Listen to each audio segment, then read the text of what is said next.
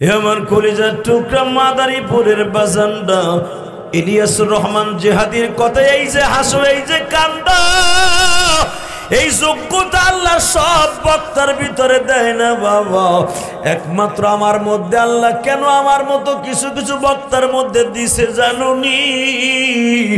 কারণ আমার অ্যাকাউন্টে আমার মায়ের দোয়া ভরপুর গো বাবা। আমার মা 12 বছর বয়সে আমার এই কপালে চুমা দিয়া বলছি, ইলিয়াস রে জীবনে মাদ্রাসাটা ছাড়বি না, তুই যদি আলেম হস আমি মা তোর দুধের দাবি ছাইড়ে দিয়ে গেলাম। ওই যে ট্যাকেরা সুইচ গেট দ্বারাই আমার মা জীবনের শেষ কথা বইলা গেছিল, ইলিয়াস রে জীবনে কোনোদিন মাদ্রাসা ছাইড়া বাসায় চলে আসবি না।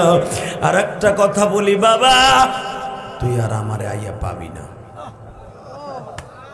এ কোরআন হাতে নিয়ে বলছি, আমার মাই কথাটাই শেষ কথা। আমি কি জানতাম আমার মা এইভাবে ওহির মতো সত্য কথা বলবো?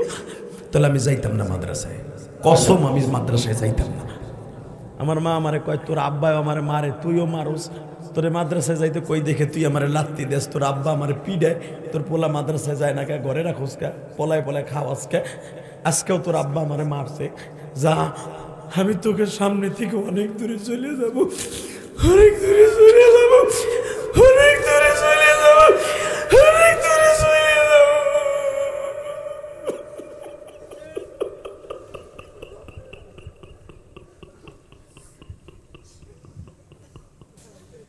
অনেক দূরে চলে যাব। আর মামা কইয়া কান্দাও পাবি না। আর একটা কথা বলে দেইলিয়া শেষ কথা, তুই মা কইয়া কানবি, মায়েরে পাবি না। তোর কথা শুনে অনেক মায় কানবে, কিন্তু তুই তোর মারে আর পাবি না। আমি আপনাদের দুটো পাও ধরে বলে দিয়ে যাই, এই জন্য আমি মায়ের ওয়াজ করতে চাই না। আমার মায়ের মতো স্মৃতি পৃথিবীর কোনো আলেমের মা রাইখা যাবে না। আমি কি জানতাম আমার মা আমারে 3 মাস পরে রাইখা চলে যাবে? আমি 3 মাসের মধ্যে জিদ্দের বাড়ি ওয়াহি নেই। আমি কইছিলাম যাও আব্বাই তোমারে মারে, আমিও তোমারে বকি, যাও, আমি আর বাঁচতাম না। কিন্তু আমি জানতাম আমার মা আমার এই 3 মাসের মধ্যে আমার বিদায় দিয়ে আমার চোখ ফাঁকি দিয়ে জীবনের তোরে চলে যাবে মা।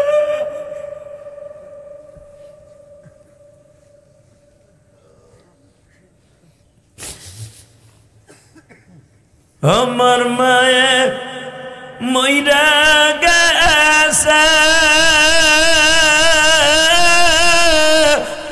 কাকে ডাকব মামা বলে,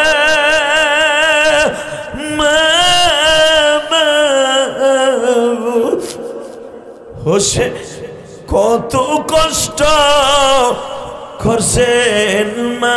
আসবো এখন কানবি, সে কত কষ্ট করছেন মায়ে, আমায় লালনার পালনে নাই দরদি, ভিজা জাগায় মায়া শুয়া,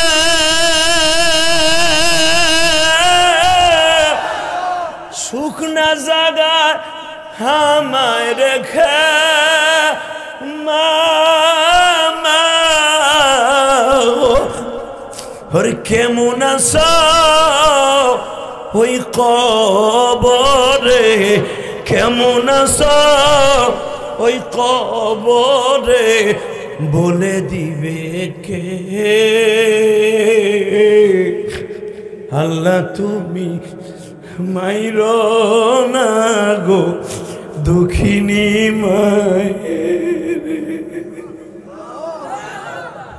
আল্লাহ দেখো তোমার পাগল গুলি মামা কয়া কান্দে, কার মা জানো অসুস্থ, কার বাবা বিদেশের বাড়ি অসুস্থ। কত মানুষ ইটালি গেলে 5 বছর পরে একদিন গ্রিন পাইলে আসে, সৌদি আরবে আকামা পাইলে 5 বছর পরে আসে। এমন একটা প্রবাস হয়ে যায় আমরা কাফনের কাপড় পরে আর কোনোদিন আসতে পারি না। কে বা হবে সঙ্গে আমার কাফনে,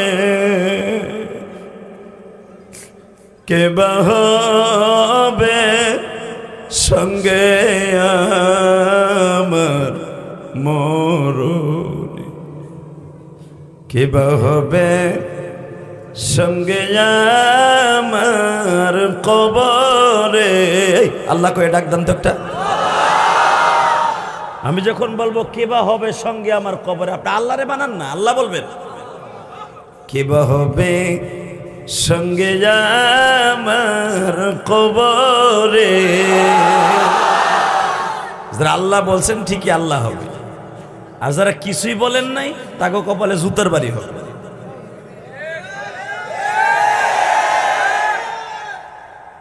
কথা বলেন না কেন? দুনিয়ার 5 টাকার নেতা, ঘুষখোর নেতা, বোতলখোর নেতা, মাগিখোর নেতা এমপি হওয়ার পরে 24 ঘন্টা থাকে সেমরি হোটেলে।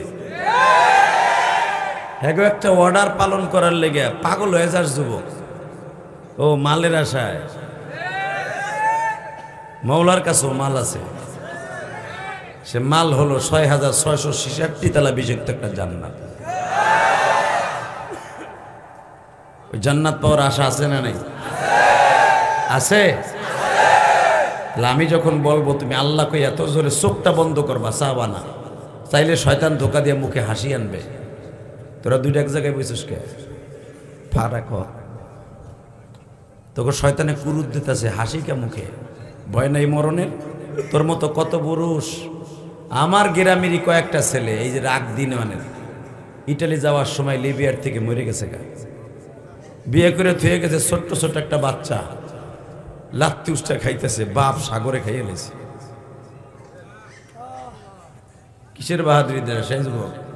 ইটালি যাবি, গ্রিন কার্ড পাবি, আইয়া একটা কঠিন টকটুকা কদুর ফুলের মতো একটা লেডিস নিবি, সব আশা ভরসা শেষ লিবিয়ার সাগরে। কথা বলো না কেন? আর মাদারীপুর কালকিনির সবচেয়ে বেশি ছেলে লিবিয়াদের হাতে এখন। আল্লাহ তুমি হেফাজত করো, জোর কেন আমিন। আরো জোরে বলো আমিন। বাবা 1 সপ্তাহ ধরে আমার এই চোখটা উঠছে। আমার গোপালগঞ্জ মাদারীপুরের ভাষা তো কয় উদাইছে, তাই না?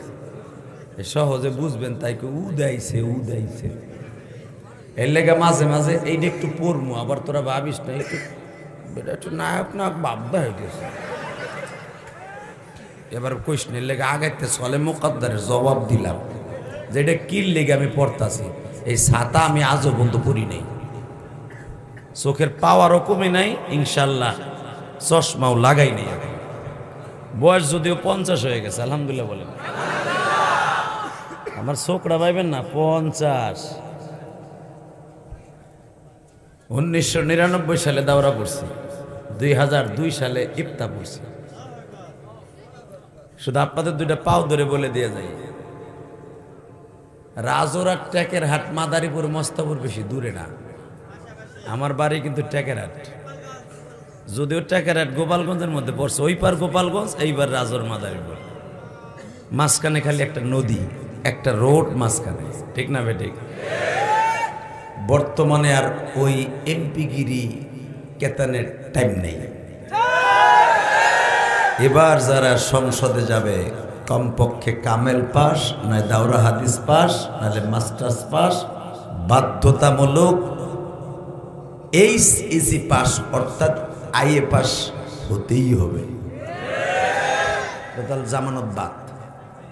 অতএব ওই মমতাজের মতো নটটুকি আর সংসদে যেতে পারবে না। মমতাজ হুদের 3 পাস ছিল, 3 পাস। তো যাই হোক, আল্লাহ রাব্বুল আলামিন আমাদের সবাইকে কবুল করুক, জোরে বলেন আমিন। আলোচনা যত সময় চলবে আপনারা থাকবেন তো ইনশাআল্লাহ? সবাই থাকবেন? কেউ ভাগবেন না তো? নামান হাত। সবাই থাকবেন? সবাই থাকবেন।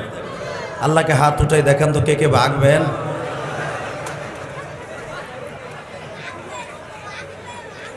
আমি দেখি নাই, থামেন থামেন, আমি দেখি নাই, আমি চোখ বুঝেছিলাম, আমি দেখি নাই। আলহামদুলিল্লাহ বলেন। আল্লাহ আমাদের কবুল করেন। أعوذ بالله من الشيطان الرجيم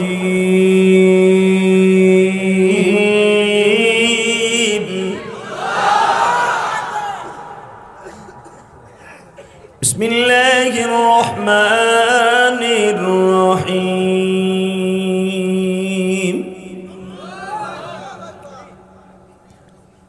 وإنك لعلى خلق عظيم স্রষ্টার সৃষ্টিজীবের মধ্যে সবচেয়ে সুন্দর চেহারার সুন্দর চরিত্রের অধিকারী ছিলেন আমার নবী। এটার বিপরীতে কোনো সন্দেহ আছে? মাইক ক্লিয়ার করো তো, আমার দিকে স্পিকার ঘোরাও, টন বাড়াও, বেস বাড়াও, মাস্টারটা হালকা বাড়াও। বাবা আমার দিকে তাকান, ইকো অফ থাকবে, রিভারটা হালকা বাড়বে। আমি আপনাদের খেদমতে আরজ করি, আমি ইলিয়াসুর রহমান জিহাদি ওয়াজ করি, যা কিছু করি, ওয়াজ করি আর যাই করি, আমার জীবনে আমার চরিত্রে কলঙ্ক আছে, আছে না নাই? আপনি যত বড়ই ইমাম হন, বুজুর্গ হন, আপনার চরিত্রে ভেজাল আছে। পৃথিবীতে একজন মাত্র মানুষ ছিলেন যার চরিত্রে কোনো ভেজাল নাই। পৃথিবীতে একজন মাত্র চেহারার অধিকারী ছিলেন যার চেহারা দেখে কালেমা পড়ে মুসলমান হয়ে গেছে। আল্লাহ নবীদেরকে কয়েকটা কোয়ালিটি দান করছেন। এক নম্বরে কোনো পাগল, কোনো ছাগল, কোনো বুদ্ধিহীন, আকল কম, বুদ্ধি কম এমন মানুষকেও আল্লাহ নবুয়তি দেয় নাই। আমি নবীদের এক একটা কোয়ালিটি বর্ণনা করব, আপনার নবীদের কোয়ালিটি শুনে শিক্ষার মেলে আল্লাহু আকবার বলবেন, আপনার হার্টের রোগ ভালো হয়ে যাবে। রেডি আছেন তো? পৃথিবীতে আল্লাহ যতগুলা নবী পাঠিয়েছেন 1,24,000 পয়গম্বর মতান্তরে, কোনো পাগল, কম বুদ্ধি এবং কোনো বেশি কথা কনেওয়ালা এমন কোন মানুষকে নবুয়তি দেন নাই।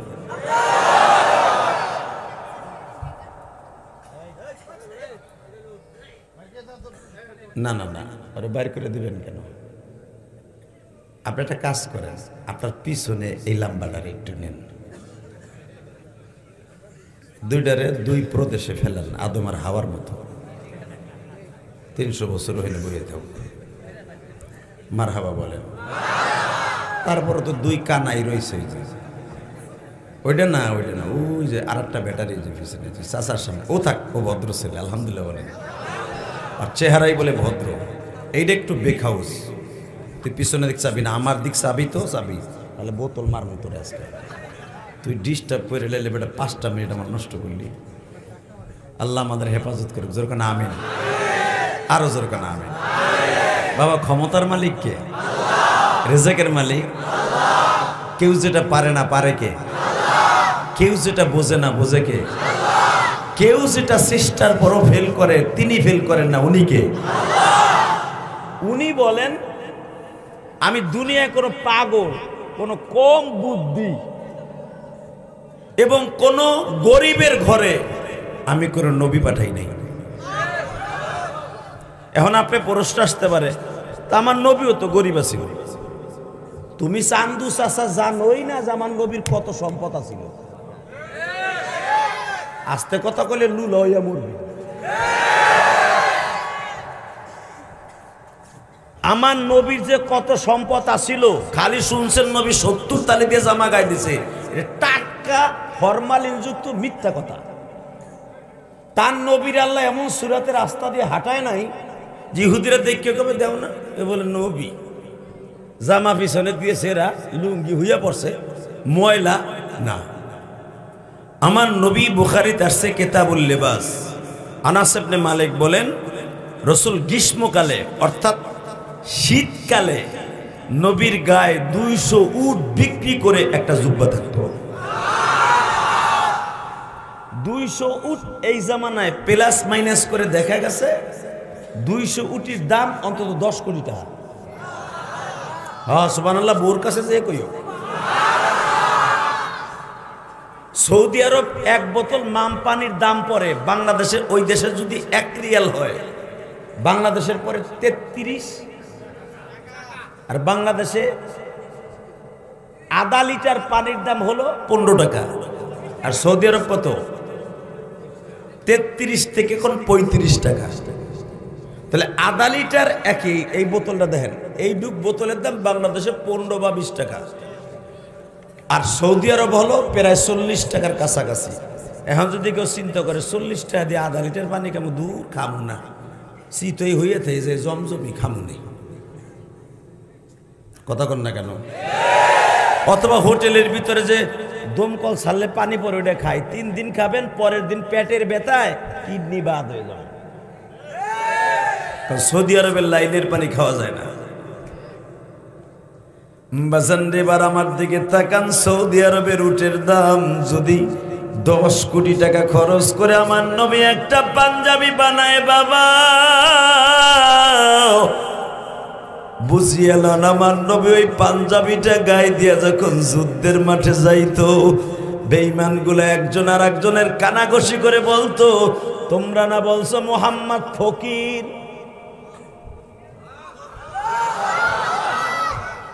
কয় বেটা হয় তো ভাত পায় না, এর বউরা ভাত খাইতে পারে না, 2 মাস 3 মাস হাড়ি জ্বলে না। এই বগার ভোমগা মিথ্যা কথা কইতে জায়গা পাস না। তুই দেখতো যুদ্ধের মাঠে যত বেঈমান আছি আমরা, বিরোধী দল দেখতো, হের জামা আমাকে সবগুলার জামা বিক্রি করলেও তার একটা জামার সমতুল্য হবে না। আমার নবীর উপরের সাইডটা ছিল পৃথিবীর শ্রেষ্ঠ, পেটটা ছিল গরিব। আবার নবীর উপরের দিক থেকে কেউ দেখলে কেউ ভাবতে পারতো না যে এই মানুষটার পেটে ক্ষুধা। নবীর বিবিদেরকে দামি দামি 3 পিস পরিধান করাইতেন রাসূল, যেন কোনো মুনাফিকের বিবি তোমাদের ঘরে এসে বলতে না পারে নবীর বউ বৌদি কাপড় চোপড় ছেঁড়া বেড়া ময়লা যুক্ত দেখে আসলাম। কারণ যদি আমার নবী বাদশাহী চাইতেন, পুরা উহুদ পাহাড়টা হলো লম্বায় 14 কিলোমিটার, চওড়া হলো 11 কিলোমিটার, পুরা পাহাড়টা আমার নবীর জন্য স্বর্ণ বানাই দেওয়ার টেন্ডার দিয়েছিল। 14 কিলোমিটার একটা স্বর্ণের পাহাড়, উঁচা হলো 550 ফুট। এত বড় একটা পাহাড় যদি সৌদি আরবের এই যুগে স্বর্ণ বানায় দেয়, কিয়ামত পর্যন্ত যদি সৌদি আরব না সারা দুনিয়ার মানুষ স্বর্ণ বেচে বেচা ঘর বানাইতে চায়, উহুদ পাহাড় বেচলে তাই হয়ে যাবে। যারা উহুদ পাহাড় দেখেন নাই তাদের বোঝানো যাবে না। আপনারা হজ করতে গেছেন, উমরা করতে গেছেন, সামনের একটুখানি সাইড দেখছেন, এটা লম্বা দেখছেন, 14 কিলোমিটার লম্বা উহুদ পাহাড়টা। আমি প্রতি বছর উহুদ পাহাড়ের পিছনে হুদুদ হেরেম, অর্থাৎ মদিনায় হুদুদ হেরেম, ওই জায়গায় একটা বাজার আছে, বাজারটার নাম হলো সুগনাম। কি নাম? আমি এই 14 বছর ধরে সুগনামে ওয়াজ করি। উমরায় যতবার যাবো ওয়াজ করতে হইব, হজে গেলেও ওয়াজ করতে হইব। কোনখানে আমার বাংলাদেশে অন্তত 22,000 বাঙালি এক মার কাটে। আরো জোরে, উহুদ পাহাড়ের পিছনের সাইডে। আমার দিকে তাকায় বলবেন, আমার নবী কোনোদিন কোন গরিবের ঘরে আল্লাহ রাব্বুল আলামিন নবী পাঠান নাই। আপনি একটা নবীরে দেখেন, তার বাবা ভিক্ষা করছে, কথা বলে না কেন? কেন পাঠান নাই জানেন? আমার কাছ থেকে নেন। নবীদের কোন দিক দিয়া আল্লাহ ছোট রাখে নাই যেন তারা টিটকারা মারবে। ইব্রাহিম আলাইহিস সালামের বাবা, আপনারা ভাবতে পারেন সে ছিল নমরুদ্দার সবচেয়ে বড় বডিগার্ড, শেখ হাসিনার বাড়ির দারোয়ান, যে সারা রাত খালি শেখ হাসিনার দরজার কাছে পেপার আগাই দিয়ে খাড়ায় থাকতো। হে যদি হয় 400 কোটি টাকার মালিক, হাসিনা কইছে 400 কোটি টাকা, 450 তো পরে ফেলা চলছে রিমান্ডে নেওয়ার পরে। হাসিনার বাড়ি পেপার আগাই দিত, ওইটাই যদি হয় 400 কোটি টাকার মালিক, তো নমরুদ যে হলো পৃথিবীর খোদা, হ্যার মাথার উপরে যখন এইভাবে মূর্তিটা ধরতো, আর নমরুদ এইভাবে ইব্রাহিম আলাইহিস সালামের বাপের সামনে। আসলে সমস্ত মুফাসসিরগণ লেখেন এই সেজদা মূর্তিরে দেয়া হইতো না, ইব্রাহিম আলাইহিস সালামের বাপরে দেয়া হইতো। সুবহানাল্লাহ। বোর খেতার মধ্যে যাইয়া কইবা, আস্তে কইবা, গালবে হইয়া মরবা।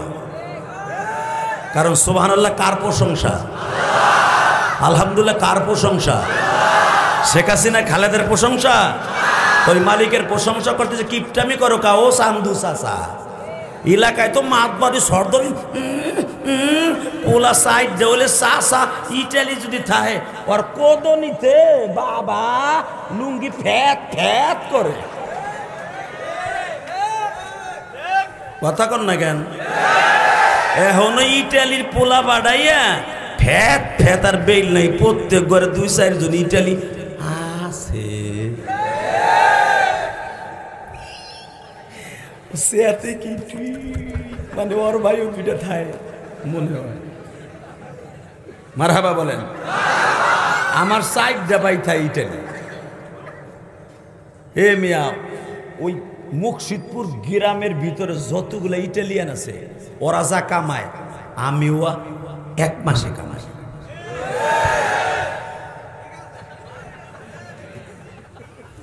মারহাবা কর আমার খালি ওয়াজের ব্যবসা ট্রাকের ব্যবসা মার্কেটের ব্যবসা বাড়ি ভাড়ার ব্যবসা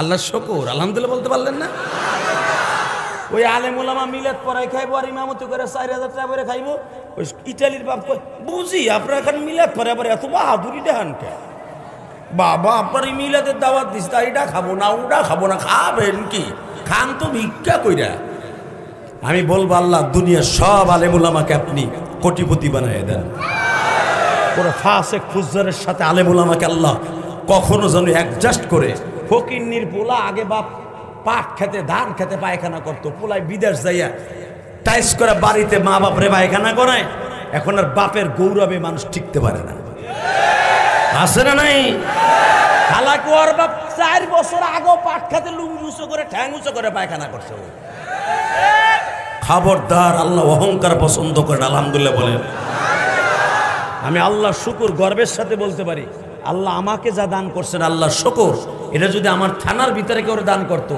ওর কোদনিতে আর হোদনিতে এলাকার মানুষ শিখতে পারতো না এরা ওরাই কি করে এগুলো সব কিছুর মালিককে একটা ইটা আমি নিয়ে যাইতে পারবো আপনি পারবেন বাবা আমার নবী যেই জামাটা গায়ে দিয়ে মৃত্যুবরণ করছিলেন ওই জামাটা দিয়েই কিন্তু নবীরা দাফন করছিলেন আবার নবীর 11 জন বিবিরে নবীর 11টা জামা দিয়ে দাফন করছে আমার নবী এক একটা জামা যখন পুরান হয়ে যাইত বিবি বলতেন এটা আমার লাগবে আরে এখনো তো ছেড়ে নাই পরে নিও না আমি এখন নিয়ে থুয়ে দিব কি করবা এটা দিয়ে আমি দাফন করবো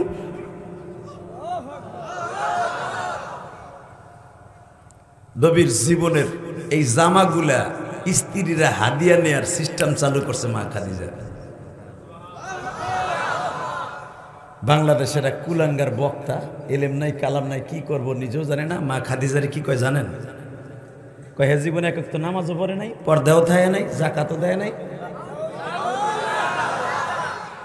তুই জানোস না মা খাদিজার ইতিহাস তুই জানোস না মা খাদিজার বাবা ওই জামানায় কোটি কোটি টাকা জাকাত দিছে মক্কায় যত হাজিরা আসতেন সমস্ত হাজিদেরকে মা খাদিজার বাবা খায়লাত নিজের অর্থায়নে পানি পান করাইতেন প্রত্যেকটা হজের মৌসুমে খাদিজার বাবা হাজিদের জন্য ওই জামানার হাজার হাজার দিনার খরচ করে হাজিদেরকে হাদিয়া দিতেন খাদিজার বাবা দানও করে নাই জাকাতও দেয় নাই যার বাবাই যদি দান করে এত খাদিজার নবীর গড়াই বুঝে আঙ্গুল চুষছে যে সমস্ত অপ্রাসঙ্গিক কথা এগুলো বললে জনগণের নবীর উপরের মানুষের আস্থা নষ্ট হয়ে যাবে ওটা বলা হারাম মা খাদিজা নামাজ পড়ে নাই বেটা ফরজ নামাজ পড়ে নাই নামাজ ফরজ হয় নাই সেটা পড়ে নাই নামাজ ফরজ হয়েছে 5 ওয়াক্ত নবী হিজরাতের মাত্র 1 মাস আগে কেউ বলে 6 মাস আগে আর মা খাদিজা মারা গেছে 2 মাস আগে মা খাদিজার ইন্তেকালের পরে নামাজ 5 ওয়াক্ত ফরজ হয়েছে কিন্তু মা খাদিজা প্রত্যেক দিন 3 ওয়াক্ত নামাজ পড়তেন কয় ওয়াক্ত জোরে কর আরো জোরে জোরসে বলো জোর হলো না কয়েক তো। এক নম্বরে মা খাদিজা নামাজ পড়তেন জোহরের রক্ত, কারণ যেটা ঈসা নবীর পরে ফরজ ছিল। মারহাবা বললেন না? দুই নম্বরে মা খাদিজা পড়তেন আসরের নামাজ, ঈসা নবীর পরে ফরজ ছিল। তিন নম্বরে মা খাদিজা পড়তেন মাগরিবের নামাজ, কারণ আগের নবীর উপরে, কারণ মা খাদিজা ছিলেন, কারণ নবীর পরে তখন নতুন শরীয়ত নাযিল হয় নাই। ঈসা নবীর পরে যে শরীয়ত ছিল, যেরকম মুহররমের 10 তারিখ শাহরুল্লাহিল মুহররম, আফজালুস সিয়াম বাদার রমাদান শাহরুল্লাহিল মুহররম। ডাইরেক্ট নবী বলতেন রমজানের পরে আল্লাহর কাছে সবচেয়ে দামি ফরজিয়াত রোজা, তার নাম হলো মুহররমের রোজা। নবী মুহররম মাসে 2টা রোজা রাখতেন, এটা প্রত্যেকটা নবীর উপরে ফরজ ছিল।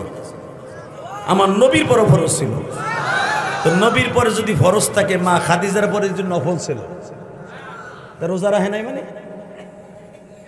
মারহাবা বলেন। হ্যাঁ, এইটা বলা যাবে যে মা খাদিজা 30টা রোজা তার পরে ফরজ ছিল না, ওইটা রাখে নাই, কিন্তু রোজা তো রাখছে ফরজ। আসেন, এরপরে মা খাদিজা দেখেন দান করে নাই। সুবহানাল্লাহ বিহামদি, সুবহানাল্লাহ বিহামদি। তাকান এদিকে, আমার মা, আপনার মা খাদিজা বাসর ঘরে যেই পরিমাণ দান করছে, আপনার আমি কেন সারা পৃথিবীর কোনো বাদশাহ এত দান করতে পারবে না। মা খাদিজার প্রথম বিয়ে হয়েছিল 250 ভরি স্বর্ণ দিয়া, ওসাইল বিন মালিকের সাথে। এরপরে মেকদাদের সাথে মা খাদিজার 2য় নাম্বার বিয়া। তারপরে কেউ বলেন মুসলিম বিন আতিকের সাথে 3য় নাম্বার বিয়া। 4র্থ নাম্বার বিয়া আমার নবীর সাথে। সামনে হইছে কি, একটা ওঠে একটা বসে, এই কেউ যেন উঠতে পারে না। আলহামদুলিল্লাহ বলেন। বাজানরে এবার আমার দিকে তাকান, বিশ্ব নবী বাসর ঘরে মা খাদিজাকে নিয়ে।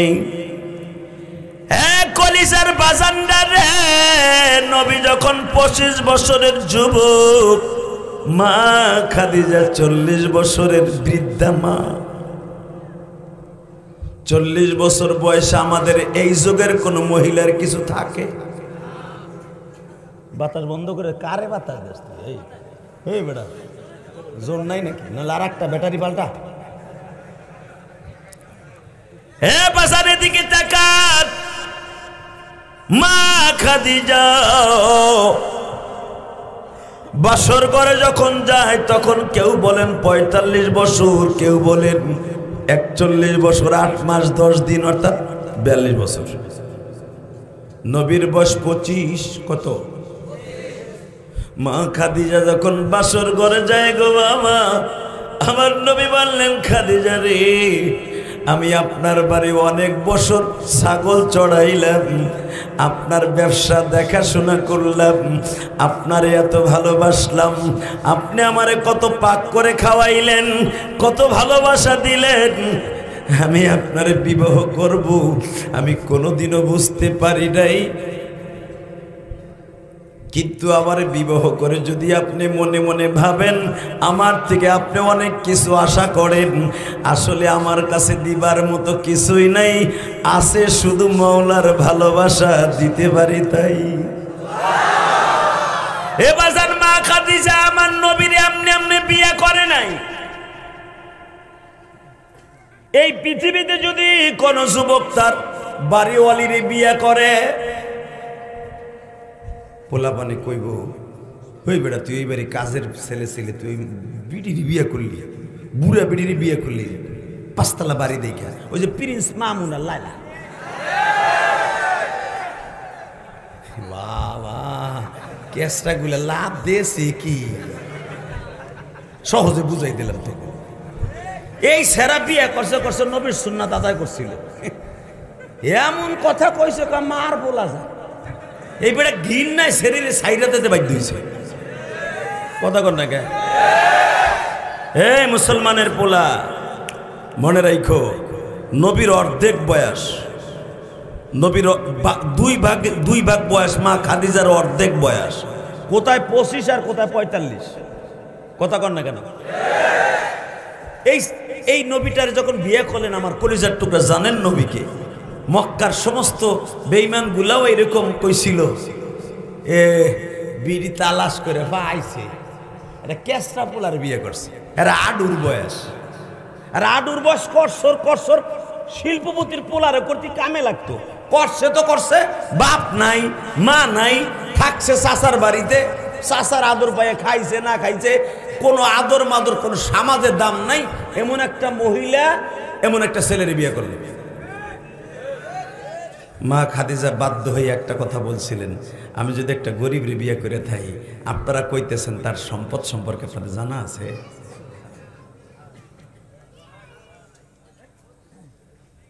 আবু জেহেল চট করে বলে ফেলছে তার সম্পদ কি হইব, তার বাপ গাছে মরেছে, ওরের সূত্রে কয় টাকাই বা পাইব। শোনেন তাহলে আমার নবীর বাবা ইন্তেকালের সাথে সাথে আমার নবী কত 100 কোটি টাকার মালিক। আমার নবীর চাচা ছিল 9 জন, বাপ ছিল একজন, 10 ভাই 6 বোন। আব্দুল মুত্তালিবের আব্দুল মুত্তালিবের ছেলে হলো 10টা, মেয়ে হলো 6টা, কত 16টা ছেলে মেয়ে। আব্দুল মুত্তালিব যখন মারা যায় নবীর বয়স তখন 8 বছর 2 মাস 10 দিন। 8 বছর বয়সে আব্দুল মুত্তালিব সব সম্পদ পাই টু পাই ছেলেদেরকে হিসাব করে লিখে দিয়ে যায়। ওই সূত্রে বাবার সূত্রে আমার নবী উট পাইছে 750। কয় বছর বয়সে? যাইস রে,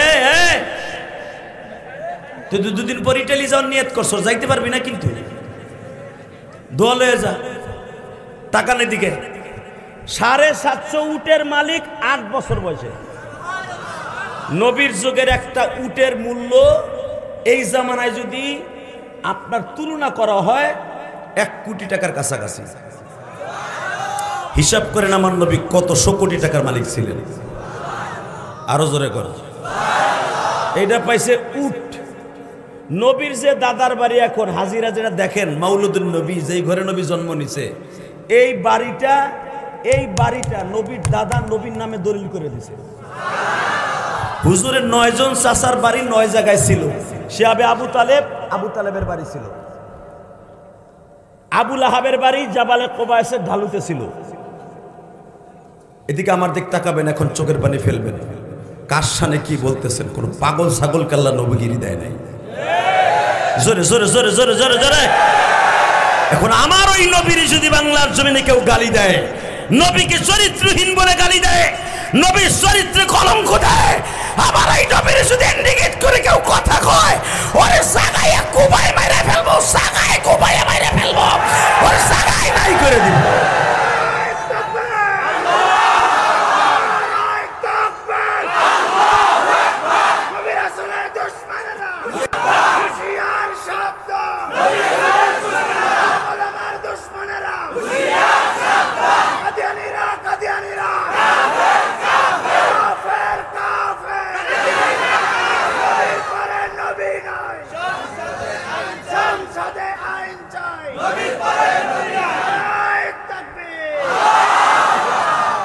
নবীর পরে নবী নাই, সংসদে আইন চাই, এই কথাটা বলা যেগুলো মানুষ মুসলমান আছেন বসে রয়েছেন বলা ফরজ। নবীর পরে নবী নাই, সংসদে আইন চাই, এই কথাটা বলা প্রত্যেকটা মুমিনের জন্য ফরজ। কোনো সন্দেহ আছে? আপনার আমার জন্মের মধ্যে ভেজাল থাকতে পারে, কারণ আপনার আমার আসল বাপকে জানে আমার মায়। আর জাগো বাপ প্রবাসী, হেরা তো আরো ভালো করে পরীক্ষা করতে হবে। আর পরীক্ষার হার যেভাবে বাড়ছে, আল্লাহ সবার জন্ম ঠিক রাখুক। জোরে কেন আমিন, আরো জোরে। আজকে ফেসবুকে আমার একজন দেখাইলো, রাগ করেন না, বেড়ায় থাই বিদেশ, 7 মাস পরে বিডি কয় আমার পেটে বাচ্চা। তা সাংবাদিকরা জিজ্ঞেস করে, আজকে পেপার আইছে, আজকে জিজ্ঞাসা আপনার স্বামী গেছে 7 মাস আগে, তা 5 মাসের বাচ্চা কেমন হয়? কথা কতির এটা। এই মহিলার করার দরকার কি করে? ওরে রাবিয়া বস্ত্রীর মতো সুমা দেওয়া উচিত। নাউজুবিল্লাহ বললেন না? সবকিছুর মালিককে। আমি আমার মা বোনদেরকে বলবো, মা এই দুনিয়া থাকার জায়গা না, ইলিয়াসুর রহমান জিহাদির মা মাত্র 29 বছর বয়সে মারা গেছে। আমার বয়স তখন 12 বছর বয়স। আমার মার কত আশা ছিল, আকাঙ্ক্ষা ছিল, আমারে আলেম বানাবে, আমারে দেখবে, আমি মাদ্রাসায় পড়বো, মৌলানা হব, সব আশা লই আমার মা কবরে চলে গেছে। এমনকি নবীর মা আমেনারও আশা ছিল, আমেনা জানতো আমার এই ছেলেটা নবী হবে। আমেনার আশা ছিল হয়তো ওর বাবাটা মারা গেছে, ওর নবী হবে, ওর হাতে কালেমা পড়বো, এরপর আমি পড়বো। এই কথাটা আমেনা বলছিলেন আমার নবীর বাবার কবর দেখার সময়। যখন আমার নবী উঠে সইরা মার পিছনে বসা, আমেনা সামনে বসা, আর এক রাবাদ আসছে নবী সামনে বসা, মা পিছনে বসা, উম্মে আইমান দাসী তার পিছনে বসা, মাঝখানে আমার নবী বসা, উটটা চলতেছে, একজন রাহবার উটটা রশি ধরে ধরে মদিনার দিকে যাচ্ছে। তখন আমার নবীর ঘাড়ের উপর দিয়ে আমেনা এই জায়গা চুমা দিয়ে বলে, মোহাম্মদ রে, আমি যেন তুমি নবী হওয়ার পরেও চুমা দিতে পারি। আবার নবী মুস্কি হেসে দিয়ে বলেন, মা আমি কি নবী হমু? বাবা যার নামটা স্বপ্নের ভিতরে আমার মওলা রাখতে বলে, যার নামটা তার বাবা ইন্তেকালের আগে রাখতে বলে, মুহাম্মদ রে, এই মুহাম্মদ নামটা রাখা তোমার বাবার রাখা নাম, আহম্মদ তোমার মায়ের রাখা নাম, মাহমুদ নামটা রাখা স্বপ্নের মাধ্যমে, কারণ এই নামটা রাখছে তোমার মওলা। হে মুহাম্মদ, ভালো করে বুঝো বাজার, তোমার বিবাহের অনুষ্ঠান আমি দেখতে পারবো কিনা জানি না, তবে আমার মনে বড় আশা আমার ছেলে নবী হবে, তাও আখিরি নবী হবে। বাজার আমার দিকে দেখার, খাসায়েসুল কুবরা নামক সিরাতের উল্লেখযোগ্য কিতাব, এই কিতাবের মধ্যে উলামা کرام মুতালা করে দেখবেন, খাসায়েসুল কুবরা নামক গ্রন্থ, আল্লাহর কুতুব লেখেন, আমেনা যে একটা পাদ্রীর গির্জার পাশ দিয়ে বাবা মদিনায় যাইতেছিল আবহাওয়ায়, নবীর যখন বললেন, বাবা দেখবা তোমার দাম কত? মা আমার দাম কত? কি কত মা? আসো। মদিনায় যাওয়ার সময় এটাই আমেনার সাথে শেষ সফর, আর কোনোদিন মার কোলে উঠে নানার বাড়ি বেড়াইতে যেতে পারবো না। কেবল গির্জার পাশে আমেনা নিয়ে একটা গাছের নিচে বইছে, ওই গির্জার মধ্যে যত স্বর্ণের মূর্তি আছিল সব নবীর কাছে আয়া পড়ছে। নবীর কাছে আয়া মানে হাইটে আসে নাই, সমস্ত মূর্তিগুলা জমিনে পড়ে গেছে। খালি যে বলছে, তোমরা প্রতিমা, তোমাদের সামনে আজকে আসছে নবী মুহাম্মদ রাসূলুল্লাহ। কথাটা বলতে দেরি আছে, মূর্তিগুলা সিজদায় পড়তে দেরি করে নাই। আমার নবী দৃশ্য দেখে বলে, মা তাহলে কি ওরা আমার সিজদা দিল? রাসূল বলেন, লান নাদউ মিন দুনিহি ইলাহান লাকাদ কুননা ইদান শাতাতা। মা পৃথিবীর কোন মানুষকে সিজদা দেওয়া জায়েজ নাই মা। কিন্তু নবীর বয়স তখন 6 বছর। কত? 6 বছর বয়সের থেকে আমার নবী দাওয়াত ও তাবলীগের কাজ করে। এখন আমার ওই নবীরে যদি কাদিয়ানীরা কয়, নবী মুহাম্মদ ছিল একটা চরিত্রহীন, তার নবুয়তির পূর্ণতা পায় নাই বিদায় গোলাম আহমদ কাদিয়ানীর নবুয়তি দিয়ে গেছে। যদি এই কথা বলে, ওই হারামিটারে কি কুত্তার মতো কোবাইয়া মারতে? এই হুজুর যে বারবার তার আর একবার মিছিল দিছে, আমি ওঠার আগে, নবীর পরে নবী নাই, সংসদে আইন চাই। ডাক্তার ইউনূস, আমি জানি আমার কথা আপনি শুনবেন না, কারণ আপনি তালেরই না। শেখ হাসিনা ভালো হোক আর খারাপ হোক, শেখ হাসিনা 24 ঘন্টা ওয়াজ শুনতো। কি লেগে জানেন? এই জন্য ওয়াজ শুনতো, কে আমারে বাস দেয়, গরমটা দেয় না ঠান্ডাটা দেয়। এই বেটা তাও হলে না, কারণ এ তো এই দেশের নাগরিক কিনা। এই যে আমাকে সুদখোর চাচা ইউনূস, উনি কিন্তু এই দেশের নাগরিক কিনা, আপনি জানেন? উনি আমেরিকান, লন্ডন, জার্মান, জাপান, বহুত দেশে তার নাগরিকত্ব দিছে। আমার দিকে তাকায় থাকেন মুসলমানের পোলা। তা উনারে আমরা বহুত আশা করে গত বছরও আমরা একটা স্মারকলিপি দিছিলাম। অন্তত শাইখুল ইসলাম আহমদ শফি একটা নিয়াত করছিল যে আপনি কাদিয়ানীদেরকে একটা অমুসলমান ঘোষণা করেন, এইটুক করেন। আমাদের এটা ধর্ম বর্ম নির্বিশেষ দেশ, স্বজন প্রীতির দেশ। আমি কয়দিনের জন্য আইছি এটা আমার দ্বারা সম্ভব না। তবে একটা কথা বলে দিয়ে যাই, দুনিয়ার কেউ আমার নবীর আখিরি নবী না মানলেও কে মানে? আপনারা মানেন না? মানেন তো ইনশাল্লাহ?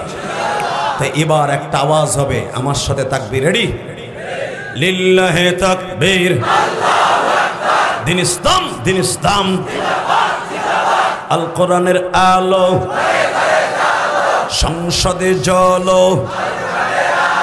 আমার নেতা তোমার নেতা, আমার নেতা তোমার নেতা, কাদিয়ানি কাদিয়ানি।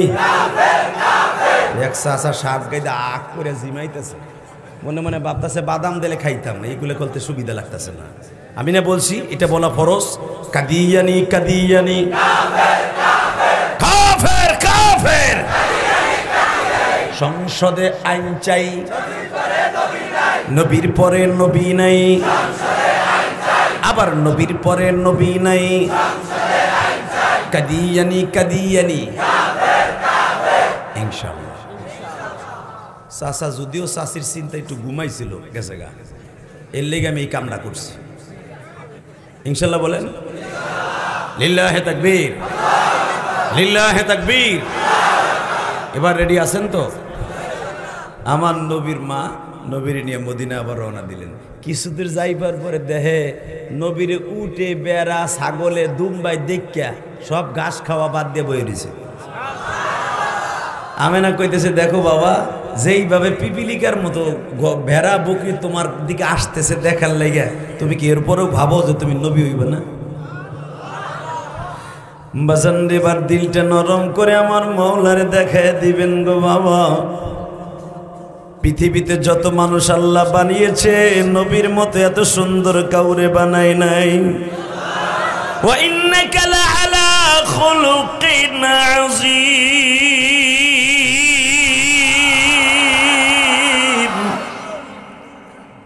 আমি স্রষ্টার সৃষ্টিজীবের মধ্যে সবচেয়ে সুন্দর চরিত্র, সুন্দর অভয় দিয়া আমি একজন মাত্র, অনলি ওয়ান, একজন মানুষ বানিয়েছি।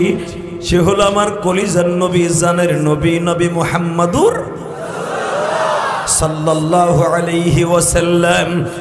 বাজান এবার আমার দিকে তাকানোর চোখের পানি ফেলাই আমার মওলারে খুশি করে দেখাইয়া দেন। ইউনূস পয়গম্বর আমার আল্লাহর সাথে বাবা মাছের পেটে বইয়া কথা কয়। ইউনূস নবী যখন দৌড় শুরু করলেন মাছের পেটের মধ্যে যাইয়া, যেই মাছটা ইউনূস নবীর খেয়েছিল ওই মাছটা আবার আরেকটা মাছে খাইছে। দুইটা মাছের পেটের মধ্যে নবী ইউনূস, আল্লাহর পয়গম্বর ইউনূস। সূরা আম্বিয়ার মধ্যে দেখবেন মাছের পেটে যাইয়াই বাবা দৌড়াইতেছে। আল্লাহ সুবহানাল্লাহ, যারা আসতে কয় বাড়ি ঘর তুমি চিনো। বছরে একবার এই মাঠে হয় ওয়াজ, বেটা সারা বছর তো সুবহানাল্লাহর দরজায় তালা মারছে তো মারছে, এই মাঠে এও মারছে। তো তুমি কিসের আশায় মুসলমান দাবি করো? চান্দু চাচা রেডি? আল্লাহর পয়গম্বর ইউনূস মাছের পেটে গিলার যাওয়ার পরে দৌড় শুরু করছে। তাহলে বুঝেন, যেই মাছটারে ইউনূস নবীরে খাইছে, ওই মাছটা আবার আরেক মাছে খাইছে। তাহলে বুঝেন, ইউনূস নবী ওই মাছের পেটে বইয়া দৌড়ায়। ওই মাছটারে যে খাইছে ওই মাছের পেটটা কত বড়? পেটটা যদি এত বড় হয়, তার বডিটা কত বড়? তো ওই মাছটা যে ইউনূস নবীরে খাইছে, ওই ইউনূস নবী যদি হজম হওয়ার পরে পায়খানা করে দিতেন, অথবা এই মাছটারে ইউনূস নবীরে যেই মাছে খাইছে, এই মাছটারে যেই মাছে খাইছে, এই মাছেও তো হজম করার পরে পায়খানা করবে, ঠিক না বেঠিক?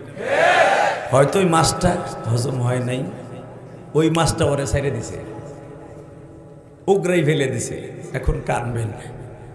ইউনূস নবীরে যেই মাছে গিলছে, ওই মাছরে যেই মাছে গিলছে, ওই মাছটাও একাধারে 40 দিন ওই মাছের পেটে রইল। ও মরল না, ইউনূস নবীও মরল না। তাহলে মারার মালিককে? পুলিশে, র্যাবে, কোনো মানুষে? কে? 40 দিন মাছও জীবিত, ইউনূসও জীবিত।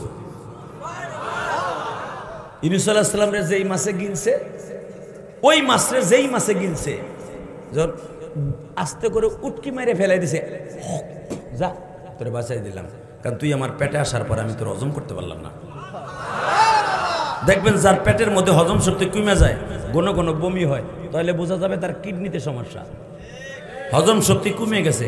ওই মাছে মনে করছে আপনার কিডনি বাদ হয়ে গেছে, এত বড়টা গিলতে পারলাম কিন্তু হজম করতে পারলাম না। উটকি মেরে যখন বাইর করে দিছে, ওই মাছও দেখে এই যেটা আমার পেটে আইছে এটারও তো আমি গিললাম ঠিকই, হজম করতে পারতাছি না। হের পেটও যন্ত্রণা হওয়ার করে হে উটকি মাইরা সরের উপরে ধাক্কা দিয়া করে দিছে। সূরা ইউনূস আম্বিয়ার মধ্যে আসছে, আল্লাহর পয়গম্বরকে যখন মাছ জিহ্বাটা ধাক্কা দিয়ে করে দিছে, ইউনূস আলাইহিস সালাম পড়ছে এমন একটা জায়গায় দেখে সরের মধ্যে লাউ গাছ, কারণ লাউ গাছের ছায়া হলো অনেক ঠান্ডা। ইউনূস আলাইহিস সালাম 40 দিন থাকার কারণে খালি তার চামড়াটা ছুটে গেছে শরীর থেকে, চামড়াটা খালি নরম হয়ে গেছে, কবুতরের বাচ্চার মতো লাউ গাছের নিচে আস্তে কাইতে পড়ে রয়েছে। আল্লাহু আকবার বললেন না? বাজান রে শুধু ছোট দুইটা নরে, হাত পাও লড়ে না। লা ইলাহা ইল্লা আনতা সুবহানাকা ইন্নী কুনতু মিনাজ জালিমিন। ফাস্তাজাবনা লাহু ওয়া নাজ্জাইনাহু মিনাল গাম্মি ওয়া কাযালিকা নুনজিল মুমিনিন। এই দোয়া পড়ে আর কান্দে আমার মালিক বলে, ইউনূস রে এই দোয়ার কারণে আমি কিন্তু তোরে মাছের পেটের থেকে বাঁচাই নাই। কেন বাঁচাইছি জানোস? তুই যখন মাছের পেটে দৌড়দৌড়ি করতেছিলি, পেটের মধ্যে ভাবতেছিলি আল্লাহ আমি বুঝি বাঁচবো না। আল্লাহ তুমি বাঁচানেওয়ালা, মারনেওয়ালা, পালনেওয়ালা, জীবিত রাখনেওয়ালা। ইউনূস তোর বিশ্বাস আমার পরে হয়ে গেল। ইউনূস তারপরে তুই একটা কথা বলে ফেলছিলি, মালিক রে আমার বাবা আদম যেই নামটার খাতিরে পয়সা গেছিল গুনার থেকে, ওই নামটাও আমি উচ্চারণ করলাম মুহাম্মাদুর রাসূলুল্লাহ। ইউনূস তুই ওই নামটা বলার কারণে আমি আল্লাহ তোরে বাঁচাই দিছি। ইউনূস পয়গম্বর বলে, মালিক তাহলে একটা কাজ করো গো, যেই নবীর কারণে আমারে বাঁচাই দিলাম ওই নবীর একটা নজর আমারে দেখাইবেনি। আল্লাহ বলে, ইউনূস রে দেখাবো, অপেক্ষায় থাক। তোর আগের নবী ছিল মূসা নবী, সেও আমার নবীর দেখার জন্য বহুত দরখাস্ত দিছে, আমি তার দরখাস্ত কবুল করি নাই। তবে তোদের সাথে একবার আমার নবীর দেখা করাবো, তুই অপেক্ষা থাক রে ইউনূস, মূসা, ঈসা, ইব্রাহিম।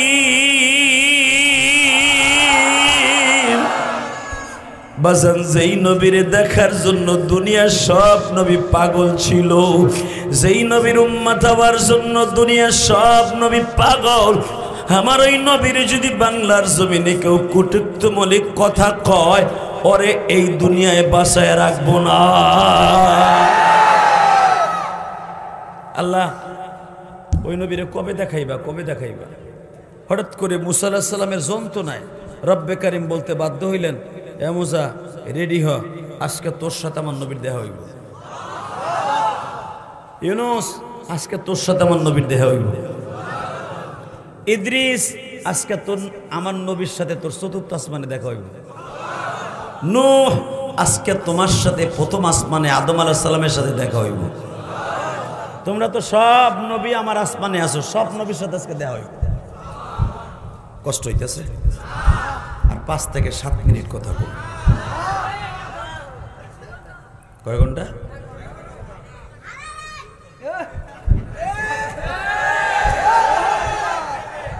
আল্লাহ তোর ওলি বানাই দিক।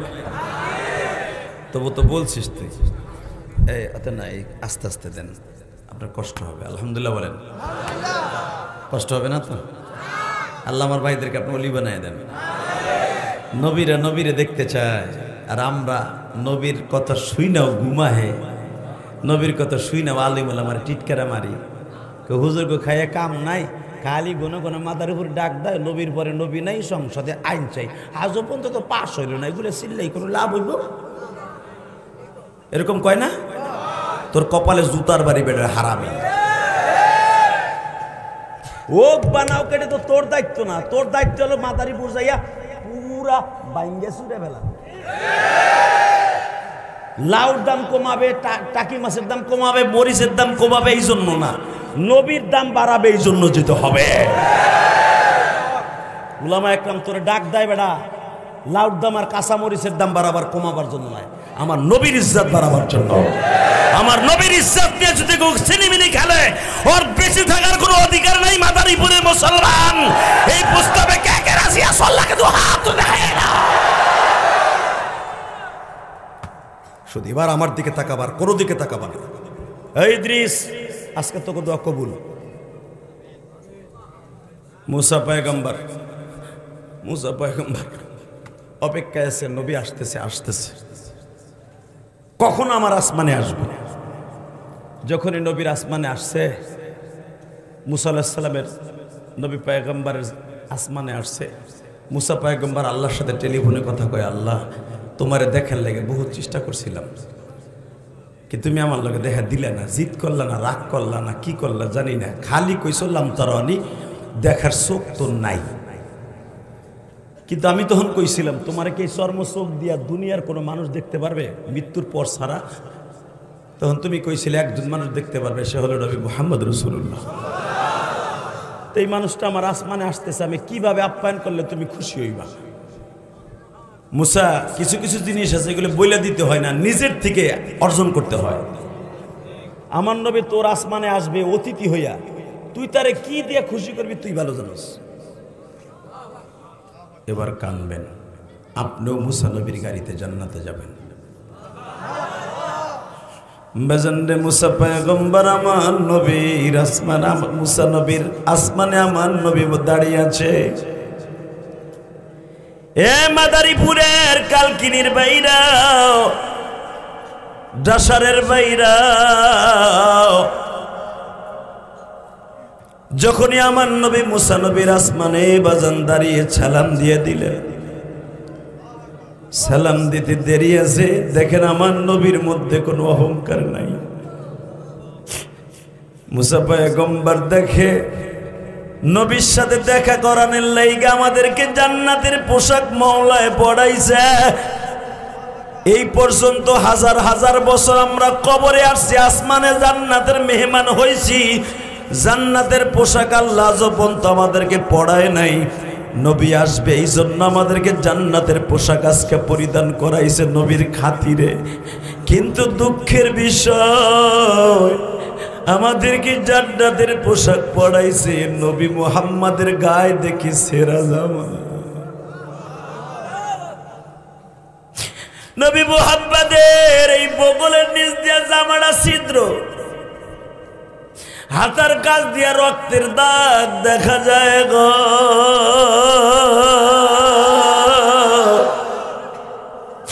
মওলার কারিশমা বুঝতে পারলাম না, আমাদেরকে জান্নাতের পোশাক পরাইলেন, আমার নবী আসতেছে। কিন্তু যারে আনলেন মেহমান বানায়া, প্রধান অতিথি বানায়া, তার জামায় রক্তের দাগ, তার জামা ঘাড়ের কাছ দিয়ে ছেঁড়া ফাটা। সে যে জুতা জোড়া পাই দিয়ে আসছে, ওই জুতার মধ্যে ময়লা রক্তের ছাপ, জুতের ফিতেটা অর্ধেক ছেঁড়ার অর্ধেক লাইগে রয়েছে। বুঝলাম না গো মানি,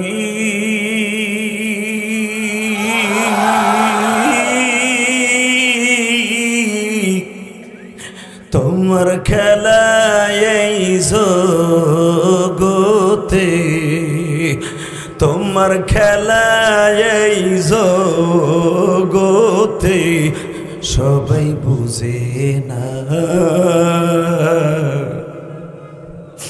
কাউরে হাসাও, কাউরে কাঁদাও, কাউকে গাছতলা। আল্লাহ দেখো এই গভীর রাত্রে মাদারীপুর কালকিনি দাসারের বাইরা যারা চোখের পানি ফেলায় এখন কাঁদবে গো মানি,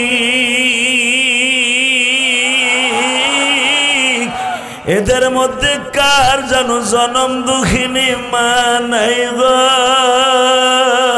মা।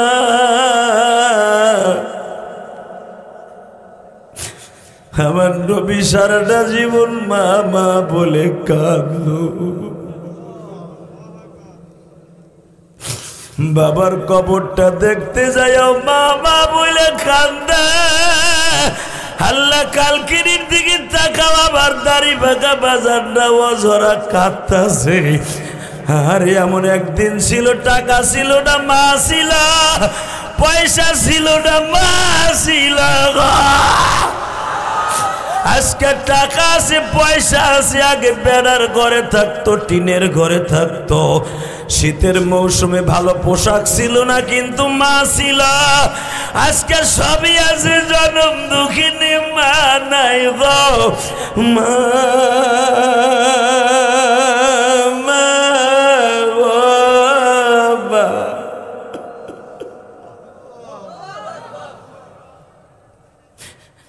আল্লাহ যারা আমার নবীর কথা শুনে কাঁদবে তাদেরকে ওলি না বানায় ময়দান ছাড়াইবা না।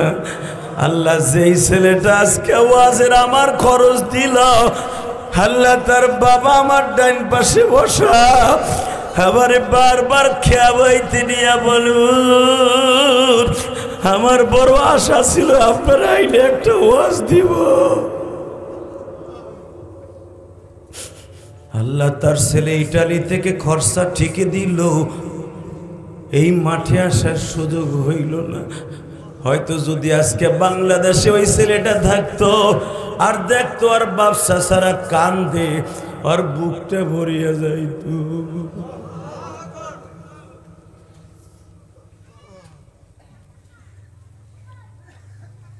আল্লাহ এদের চোখের পানি খাতির আরে তুমি ভালো রেখো। এরকম ওই যুবকটার মতো মাঝে মাঝে ইটালির সমস্ত যুবকদের কাজ করার তৌফিক দিও। বাজান এবার কানবেন, আমি দেখবো আশেকের রাসূল কয়জন আছে। যদি জান্নাতে যাইতে চান ডাইরেক্ট, আবার নবীর কথা শুনে অজরে কানতে থাকবেন, এই কলিজার মধ্যে একটা কোন একটা হিট মারবেন, হিট নবীরে। সমস্ত নবী আপনার উম্মত হইতে চাইছে, কারো দোয়া কবুল হয় নাই, আর আমি গরিব মানুষ, এই ডাসারের একটা ছেলের কবুল হয়ে গেল যে আমি আপনার উম্মত। আল্লাহ উম্মত যখন বানাইছো মাপ না করে ময়দান থেকে বাসায় পাঠাবা না। এই কোরআন হাতে নিয়ে বলছি আজকে একটু জিদ করেন আল্লাহর সাথে। গুনাহ করছি মাপ চাইছি, এই রাত পর্যন্ত বইয়া রয়েছি, কানতেও আছি। জেহাদি কইছে কানলেই বলে নবীর দেহা পাবো, যেই চোখ দিয়ে কানবো ওই চোখ দিয়ে বলে দেহা পাবো। আমার নবীর আমারে দেখাইবা, আমারে দেখাইবা, আমারে দেখা করাইবা, স্বপ্নের ভিতরে আমারে দেখা করাইবা, দেখা করাইবা। আর তোমার ওই পাগল নবীর উম্মতের পাগল নবীর দেখা করাইলি বলে জান্নাত ওয়াজিব। কষ্ট হইতেছে? তাকান এদিকে, শুধু চোখের পানি পড়বে যুবক, আর কিচ্ছু পড়বে না। মুসা আলাইহিস সালাম দেহে আমাকে পরাইলো জান্নাতের পোশাক। এত বছর আমি মৃত্যুবরণ করছি, প্রায় ৩৫০০ বছর, ৩৫০০ বছর আমি আসমানে আইছি মইরা। আমার পরে ৩৫০০ বছর পরে নবী মুহাম্মদ আইছে। সে আল্লাহর বাড়িতে আজকে বেড়াইতে যাবে, দুঃখের বিষয় আমাকে সবাইরে জান্নাতের পোশাক পরাইলো তার শুভ আগমন উপলক্ষে। কিন্তু হেয়ারের দেহি পুরান জামা, জুতাটা পুরান, পাগড়িটা পুরান, রক্তের দাগ দেখা যায়। কারণটা কি? মুসা আলাইহিস সালাম একটু ভাবনায় পড়লেন, এখন কানবেন। একটা দৌড় দিয়ে মুসা পয়গম্বর নবীরে বুকের মধ্যে জড়াই ধরলেন। নবী একটা প্রশ্ন করতে চাইছিলাম, সাহস পাইতেছি না। আপনার শুভ আগমন উপলক্ষে ৩৫০০ বছর আমি জান্নাতে আইছি, কোনোদিন জান্নাতের একটা নিয়ামতও খাইতে পারলাম না, পোশাকও পরতে পারলাম না। এমন এখনো পর্যন্ত আল্লাহ আমাকে লগে দেখাও দিল না। আপনার লগে দেখা দিয়া কিয়ামতের মাঠে আপনার উম্মতের লগে দেখা দিয়া ওই সমাবেশ আমাকে লগে দেখা দিব। জোরে জোরে জোরে জোরে জোরে। কিন্তু নবী আমি জানতে চাই এই জামাটা ছেঁড়া ফাটাকে, রক্তের দাগ দেখা যায়। এর ভিতরে মুসা আলাইহিস সালাম হাতটা পড়ে গেছে নবীর পিঠের এইখানে, মহারে নবুয়তের এই পাশে। দেখে এত বড় একটা গোশতের টুকরা উঁচা হয়ে রয়েছে। মনে হয়েছে আমার নবীর পিঠের মধ্যে বড় একটা বাঘই হয়েছে, ঘোড়া হয়েছে। যখনই হাতটা পড়ছে নবী লাভ দিয়েছে। মুসা ওই জায়গাটা হাত দিস না। এখানে কি হয়েছে আপনার? মুসা রে, আমি তোমার এখানে আসার 1 মাস আগে তায়েফের মাঠে গেছিলাম। হে মুসা, তুমি না জিজ্ঞেস করছো আমার শুভ আগমন উপলক্ষে জান্নাতের পোশাক পরাইছে, আমি চলে গেলে আবার জান্নাতের পোশাক খুলে নিয়ে যাবে। হে মুসা, যেই জামাটা দেখতেছো এই জামাটা গায়ে দিয়ে আমি তায়েফের মাঠে গেছি। কিন্তু আমি কি জানতাম রে মুসা, আজকে আমি শখ করে তায়েফের মাঠে রক্তমাখা জামাটা গায়ে দিয়ে ফাতেমার ঘরে ঘুমাইয়াছি। ফাতেমারে বলছিলাম, মারে আজকে সারাটা রাত আমি উম্মে হানির ঘরে থাকবো, আমার ফুফাতো বোনের বাসায় থাকবো, কারণ তায়েফ থেকে মাইর খেয়ে আসছি। এই বাক্কা শহরের সব বেঈমান গুলো যাইনা ফেলছে, তারা যদি আমারে মারার জন্য রেডি হয় গো মা, আমি আমার ফুপির বাসায় চইলে গেলাম। তখন আমি জামাটা গায়ে দিয়ে ফুপির বাসায় ঘুমাইয়াছিলাম, কিন্তু আমার ওই পুরান জামাটা অবস্থায় যে মওলায় তার বাড়িতে বেড়াইতে আনবে কল্পনাও করি নাই। ও মুসা, তুমি যে বলছো এই গোশতের টুকরাটা কিসের, তাহলে জামাটা একটু উঠে দেখো। বাজান, আমি না বলছি নবীর কথা শুনে যাদের চোখে পানি আসবে গো,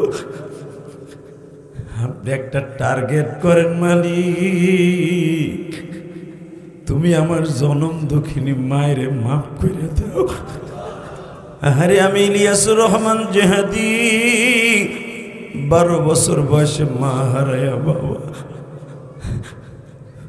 গতকালকে যেই মাদ্রাসায় মাহফিল করছি, একটা 12 বছরের ছেলে বাবা পাগড়ি নিল, আমার বুকের মধ্যে বসিয়া বলে, হুজুর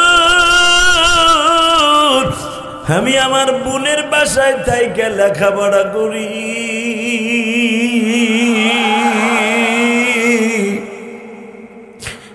আপনার মতো আমার মা নাই।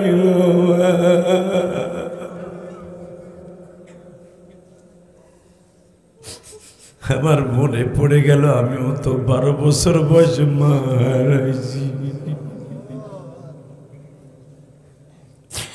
হে কালকিনির যুবক ভাইরা, আজকে 30 অক্টোবর, আজকে মাদারীপুর কালকিনির জমিনে বসে 30 অক্টোবর তুমি আমার মালিকরে 2 ফোঁটা চেহারাটা দেখতে পারবো কিনা জানি না।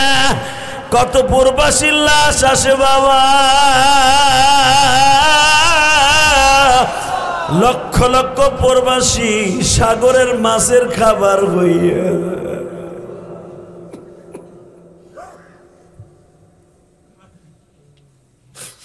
আল্লাহ, আমার ভাইরা যারা সন্তান প্রবাস থাকে ইটালি, জার্মান, সৌদি আরব, কুয়েত, তাদেরকে ভালো রাখো আল্লাহ, তাদেরকে ভালো রাখো। কারণ আমি গত মাসে 6টা দেশ সফর করে উমরা করে আসলাম। আমার মাথায় যে চুল দেখতেছেন এটা উমরার চুল, আমি এখনো বেলেটও লাগাই নাই, কেসিও লাগাই নাই, এটা উমরার চুল। আলহামদুলিল্লাহ বলেন। এই যে আপনাদের এলাকার ছেলে উমরায় যে রিয়াদে, তার সাথে আমার দেখা। কষ্ট পাইতেছেন? আর মাত্র 10 মিনিট কথা বলবো, আমার দিকে তাকাবেন আর কানবেন। কে কইছে আপনার গুনাহ মাফ হইব না? আমি কোরআন শরীফ ধরে বলে গেলাম, আপনার গুনাহ আজকে মাফ হইতে হইব, মাফ হইতে হইব যদি চাওয়ার মতো আপনি চাইতে পারেন। নিজের অন্তরটারে মোমের মতো গালাইয়া গুনার চাকাটারে চাপ দিয়া, মধুর চাক চাপ দিলে যদি মধু বাইর হয়, তোমার গুনার চাকটারে একটা হিট দাও, চোখের পানি দিয়ে হিট দাও, কলিজার একটা চাপ দাও, চাপ দিয়ে গুনার চাকাটা ভাঙ্গে চোখ দিয়ে পানি হিসাবে বাইর করে দাও। কোরআন হাতে নিয়ে বলছি, গুনাহ মাপ, গুনাহ মাপ, গুনাহ মাপ, সব চাপ। জান্নাত তোমার জন্য ওয়াজিব, জান্নাত তোমার জন্য ওয়াজিব। গুনাহ মাফ, সব সাফ, জান্নাত ওয়াজিব।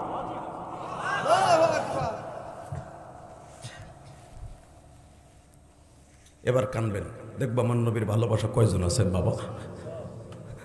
মুসা আলাইহিস সালাম আবার নবীর পিঠটা হাতায় দেখে কয়েকশো গোশত পিঠের মধ্যে উঁচয় রয়েছে, মার্বেলের মতো শক্ত হয়ে রয়েছে।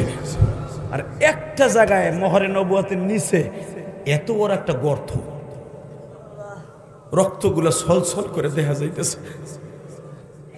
বাজানরে মুসা পয়গম্বর বলে এই গর্তটা কিসের? আমার নবী এই ঠোঁট দুটা বাসা মাছের মতো নাচে আর কয় মুসারে তাইবের একটা ছেলে পাথর মারতে মারতে আমারে বেহুশ করে ফেলে। যখন আমারে উপরে পাথরের বৃষ্টি হইতেছিল, ওরা আমারে মাইরা তৃপ্তি মিটে নাই গো।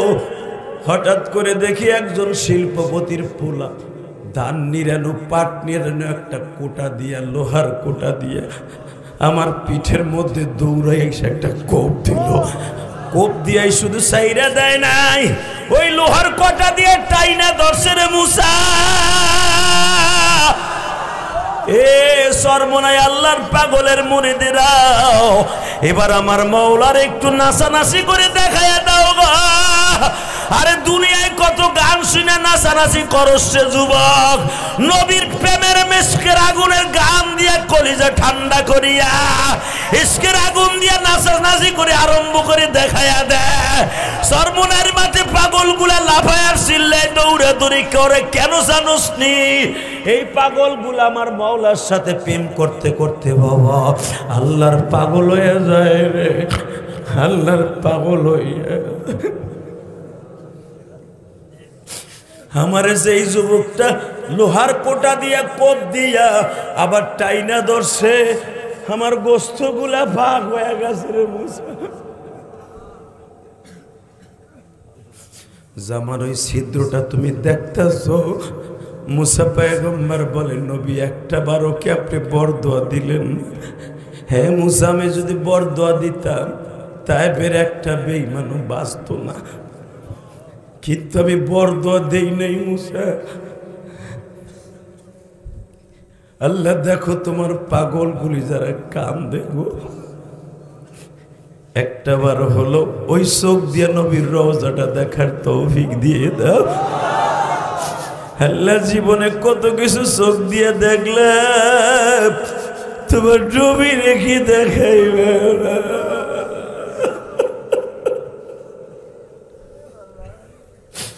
আজকে 30 অক্টোবর তুমি তাকায় দেখো, আল্লাহ তোমার পাগলরা কাঁদে, আলেমুলামা কাঁদে, মাহারা বাবারা ভাই বোনেরা কাঁদে গো। কার লাগিয়া কান্দো রে মরাই, কার লাগিয়া কান্দো রে মন, ঘুমিয়াছে সে সোনার মদিনায়। মালিক তুমি না দেখাইয়া কবরে দিও না। মুসারে আমারে মারতে মারতে বেহুশ করে ফেললো। আমি 3 বার বেহুশ হইলাম। চতুর্থবার যখন আমার বগলের নিচে হাত দিয়ে তারা খাড়া করে, আমার পাও 2টা রক্তের দ্বারা আটকে গেছে রে মুসা। আমার জুতাটা সিমেন্টের মতো আটকে গেছে পায়ের সাথে, লুলা মানুষের মতো হেঁচড়াইয়া তারা আমার টানে। মুসা আমার পায়ে কোনো শক্তি নাই, রক্ত পড়তে পড়তে আমি ক্লান্ত হয়ে গেছি। একটা বাগানের কাছে তারা আমারে মরা মানুষের মতো ফেলে রেখে দিয়ে গেল। আমি বেহুশ অবস্থায় একজন গোলামের ক্ষেপ আঙ্গুরের বাগানে যাইয়া বললাম, তোমার নাম কি? আদ্দাস। আমার নাম আদ্দাস। আপনি কেমনে জানেন গো? তুমি নবী হারুন আলাইহিস সালামের বংশের মানুষ। তাই আমি মার খাবো, হারুন নবীর বংশের মানুষের বাগানে আশ্রয় নিবে। এটা আমি ভবিষ্যৎবাণীতে আমারে আল্লাহ আগের থেকে জানাইছে। হাদ্দাস নবীর বুকের মধ্যে হাত দিয়ে বাবা এখন চিল্লানি মারবা। নবীরে যখন বুকে নিয়ে কান্দে, আমার নবীরে বাবা এক থোকা কালো আঙ্গুর, সাদা আঙ্গুর, শক্তিশালী আঙ্গুর এইভাবে চিপুর দিয়ে বাবা প্রায় আধা মগ আঙ্গুরের রস বাইর করিয়া তার ভিতরে 2 ফোঁটা বাজান মধু দিয়ে যখন আমার নবীর কাছে আনছে, এবার একটা লাভ দিবা আমার কলিজার টুকরা ভাইরা। নবীর আজকের আগুন দিয়া কলিজার এখন লাভ মারবা। যখনই ওই মধু মিশ্রিত আঙ্গুরের রস নবীর ঠোঁটের কাছে আসছে, বাবা কাটা জায়গায় যদি বাবা কোনো রস লাগে মনে হয় কলিজাটা ছিঁড়িয়ে যাবে। কারণ আমার নবীরে প্রথম তায়েফের মাঠে একটা ছেলে ঘুষি দিয়া এই ঠোঁটটা ফাটাই দিছিল বাবা। ওই ফাটানো ঠোঁটের মধ্যে যখন আঙ্গুরের রসটা লাগছে, নবী আমার শিক্ষার দিয়া বলে আদাস রে, এত যন্ত্রণা আঙ্গুরের রসের মধ্যে।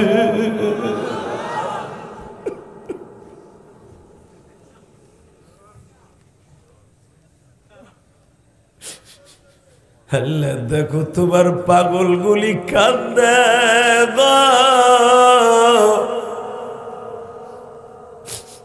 মুসা পয়গম্বর যখন শুনলেন আদাসের রস খাইতে যে নবী লাভ দিছে, যন্ত্রণায় নবী মুখ ধরে বয়ে রয়েছে। আদাস বলে নবী কি দিলে আপনার এই জায়গাটার জ্বালা পোড়া বন্ধ হবে? আদাস রে, একটা জিনিস দিলে জ্বালা পোড়া বন্ধ হবে। কি? তাইফের ছেলেগুলি যদি একবার আমারে বলে তোমার সিনা মারছি, আমার সিনার পরে পরিচয় পাওয়ার পরে তারা মারছে, আমার আর কোনো যন্ত্রণা থাকবে না। আদাস বলে নবী আপনার তারা চিনে নাই গো বাবা। এইভাবে বেলা 8টা থেকে 4টা পর্যন্ত আমার নবীরে মারলো। 4টার পরে তাকায় দেখে পুরা তায়েফের মাঠটা ফেরেশতা জিবরাইল লক্ষ লক্ষ ফেরেশতা নিয়ে ঘিরে ফেলেছে। শুধু ফেরেশতাদের পাখাগুলা দেখা যায় রে, পাখার আওয়াজ শোনা যায়। জিবরাইল বিশ্ব নবীরে যেই পাহাড়টা বাবা তুলার মতো বানাই দিয়েছিল, ওই পাহাড়টা তায়েফে এখনো দাঁড়িয়ে আছে। জোরে জোরে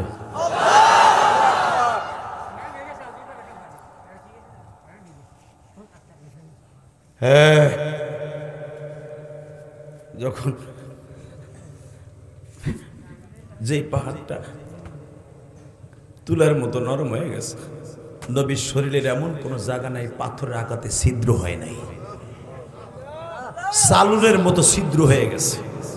কলই চালা, ধান চালা, শস্য খেসারি চালা চালনার মতো চাল্লি হয়ে গেছে। জিব্রাইল ভাবছে নবী এই অসুস্থ শরীর নিয়ে শক্ত পাথরে বসতে গেলে কষ্ট হবে। পুরা 3.5 কিলোমিটার পাহাড়টারে জিব্রাইল আল্লাহর হুকুমে তুলার মতো নরম বানাই দিয়েছে। এখনো পর্যন্ত সেই পাহাড়টা দাঁড়িয়ে আছে। এই পাহাড়ের মধ্যে 5 প্রকার রঙের পাথর পাবেন। একই পাহাড় 5 রঙে ভূষিত হয়েছে। এক জায়গায় দেখবেন একবার রক্তের মতো লাল পাহাড়ের একটা অংশ, যেরকম মারহাবা। আর এক জায়গায় দেখবেন সাদা, আর এক জায়গায় কালো, আর এক জায়গায় দেখবেন নীলা রঙের। বাজানরা আমার দিকে তাকান, এই তায়েফের পাহাড়টা উল্লেখযোগ্য পাহাড়। নবী আমার নরম পাথরটা পাইয়া বসলেন, এর মধ্যে জিবরাইল হাজার। নবী আমার চিন্তা করে পাহাড় তো কোনোদিন নরম হওয়ার কথা না, তুলার মতো নরম হয়েছে কেন? নবী উঠে দাঁড়াইলেন, জায়েদ রে টাইনে নিয়ে কয়, জায়েদ রে দেখ আমার মৌলাই মনে হয় আমার জন্য পাহাড়টা নরম বানাই দিছে। জিবরাইল কয়, নবী এটা আল্লাহর হুকুমে আমি করে দিছি। নবীর ঠোঁটটা এইভাবে ফুইলা ওই যে ঘুষি দিছিল, ঠোঁটটা ভইলে কলা গাছের মতো হয়ে গেছে। এই কপালের চামড়াটা ফাইটা সারার মধ্যে পাথরের কণা ঢুকে গেছে, কপাল দুইটাও ফুলে গেছে। ইমদিমির টাইমে জিবরাইল বলে আমি নরম বানাই দিছি। নবী আমার বলে মস্করা করো। যখন আমার বেলা 8টার থেকে নিয়ে 4টা পর্যন্ত মারলো, যেই পাথরগুলো আমার গায়ে লাগলো ওইগুলো নরম বানাইতে পারলো না, তাহলে তো আমার বডিটা ছিদ্র হইতো না। তোমার মালিককে বলো ওই পাথরের জায়গায় এনে দিতে বলো। জিবরাইল বলে ইয়া রাসূলুল্লাহ, আমি কি আপনার কোন উপকারে আসতে পারি? জিবরাইল রে, তুমি কি উপকারে আসবা? যিনি আমারে বানাইছেন উনি তো আমারে কিছু করলেন না। তবে জিবরাইল যদি উপকার করতেই চাও, আমার মালিক একটু অর্ডার নাও। কি অর্ডার নিব ইয়া রাসূলুল্লাহ? কথাটা শেষ হওয়ার আগে আল্লাহ জিবরাইলের কাছে ওহী দিয়ে বলে আমার নবী কি কয় শোন, আমি বলি। আমার নবীরে বইলা দে, কিয়ামতের মাঠে নবীর এই বডিটা তোরে রানিং ক্যামেরার মতো ভিডিও করে রাখতে চলে। ওই ডাসারের মাদারীপুর কালকিনের কিছু উম্মত নবীর মায়ের কথা শুনে কানবে, ওরা নবীর এই বডিটা দেখতে চাইবে। বড় জান্নাতি স্ক্রিনে পর্দার ভিতরে নবীর বডিটা আমার দেখানো লাগবে। নবী আমার ওই দরখাস্ত করবে, নবীর বডিটা ভিডিও কর গো। জিবরাইল একটু বাড়িয়ে বললেন ইয়া রাসূলুল্লাহ, আমি তায়েফের পাহাড় দিয়ে বেঈমানগুলারে ধ্বংস করে দেই। নবী আমার বলেন না রে জিবরাইল, এদের ধ্বংস করলে এদের ঘরে ছোট ছোট বাচ্চা আছে, এরা তো কোনো অন্যায় করে নাই। বাজান, যেই মানুষটা মায়ের খাওয়ার পরও বরদোয়া দেয় না, আমার এই নবীরে যদি কেউ গালি দেয় ওরে আস্থা রাখবো না। দীপ্ত কণ্ঠ আওয়াজ দিয়ে দেখায় দাও, আমার নবীরে কেউ গালি দিলে ওরে জায়গায় পুঁতে ফেলবো। রাজি আসো না নাই? রাজি আসো? আল্লাহকে দু হাত তুলে দেখায় দাও।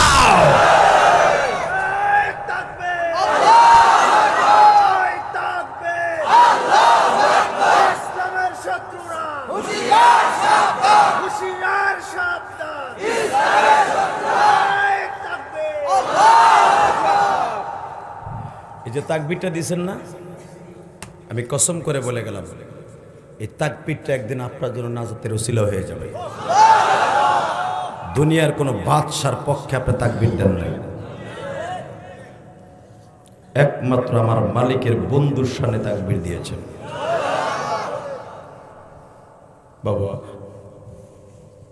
আমি আপনাদের কাছে দুইটা পাও ধরে বলে দিয়ে যাই, এই জমিনে যখন থাকতে পারবই না, থাকার কোনো সিস্টেম নেই। কবরের ঘরে যাইবার আগে ওইখানের বেডিং ঠেডিং, খাতা বালিশ, জগ মগ, খাতা বালিশ নিয়ে যাওয়ার দরকার আছে না নাই? দাওয়াত ও তাবলীগের কাজ করতে গেলে মগ নেন, প্লেট নেন, খাতা নেন, বালিশ নেন, শীতকাল হইলে কম্বলও নেন। কথা কন না কেন? তাহলে আপনি আর একটা দেশে যাইতেছেন, অচিন দেশে, যেই মাটির নিচের মানুষগুলো কেমন আপনি দেখেন নাই। একই কবরস্থানে আপনার মাও শুয়ে রয়েছে, আপনার বাপও শুয়ে রয়েছে, কিন্তু তাদেরকে যে আল্লাহ কি বানায় রাখছে, কুত্তা বিলাই বানায় রাখছে না শিয়াল বানায় রাখছে আপনি জানেনও না। আপনি কি জানেন এই হাদিসটা? এই মুসলমানের পোলা, দুনিয়ায় যেই সুরাতের যে থাকবে, যার মধ্যে কুত্তার স্বভাব থাকবে, কিয়ামতের মাঠে সে কুত্তার সুরাতে উঠবে, কিন্তু সে মানুষ। শোনেন না সর্বনাশ শায়েক এই ওয়াজটা বেশি করে? কেউ উঠবে শুয়ারের চেহারা লইয়া, কেউ উঠবে কুত্তার চেহারা লইয়া, কেউ উঠবে গরির সিংহলা চেহারা লইয়া। যে জায়গা জমি লইয়া খালি আইল কাটে, খালি ঠেলে, খালি ঠেলে, আল্লাহ ওরে দুটো সিং বানাই দিবে কিয়ামতের মাঠে। এ মাইকের আওয়াজ বাড়াও, মাস্টার বাড়াও মিয়া।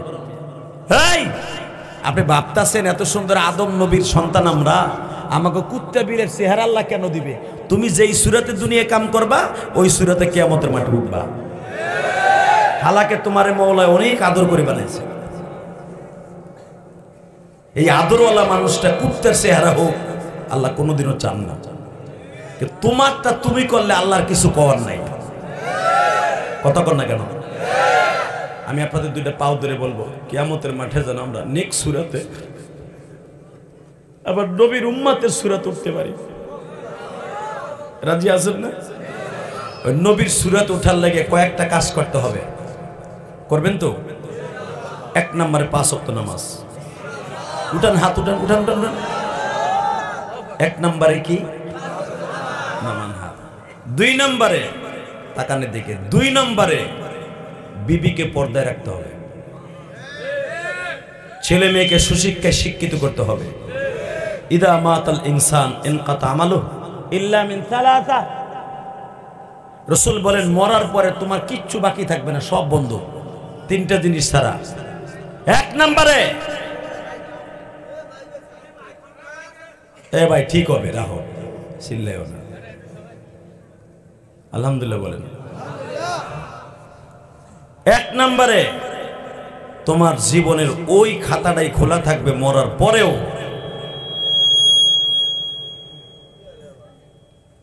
ওই নেকের খাতাটাই খোলা থাকবে যদি কোনো দিন কোনো মসজিদ মাদ্রাসা করে গেছে, আও সাদকাতিন জারিয়া, মারহাবা বলেন না, আও আলাদুন সালেহ।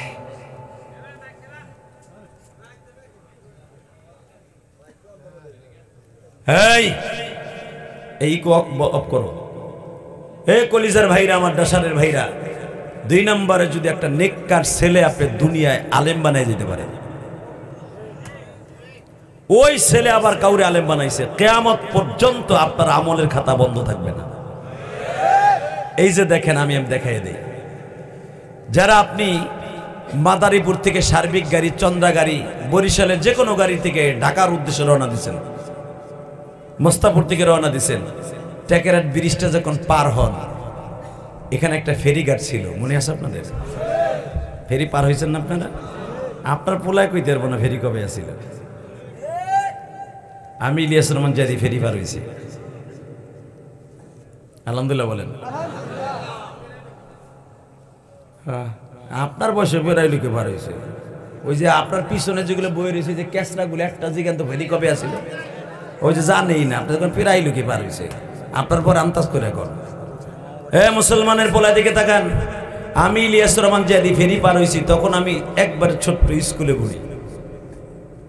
তো এই ফেরিঘাটে থেকে একটু সামনে আগাইলে চরপোষণ নদী মাদ্রাসা, চরপোষণ নদী মাদ্রাসা থেকে একটু আগাইলে সেন্দাঘাট, সুইচ গেট যাকে বলা, মনে আছে আপনাদের? এখন তো নাই।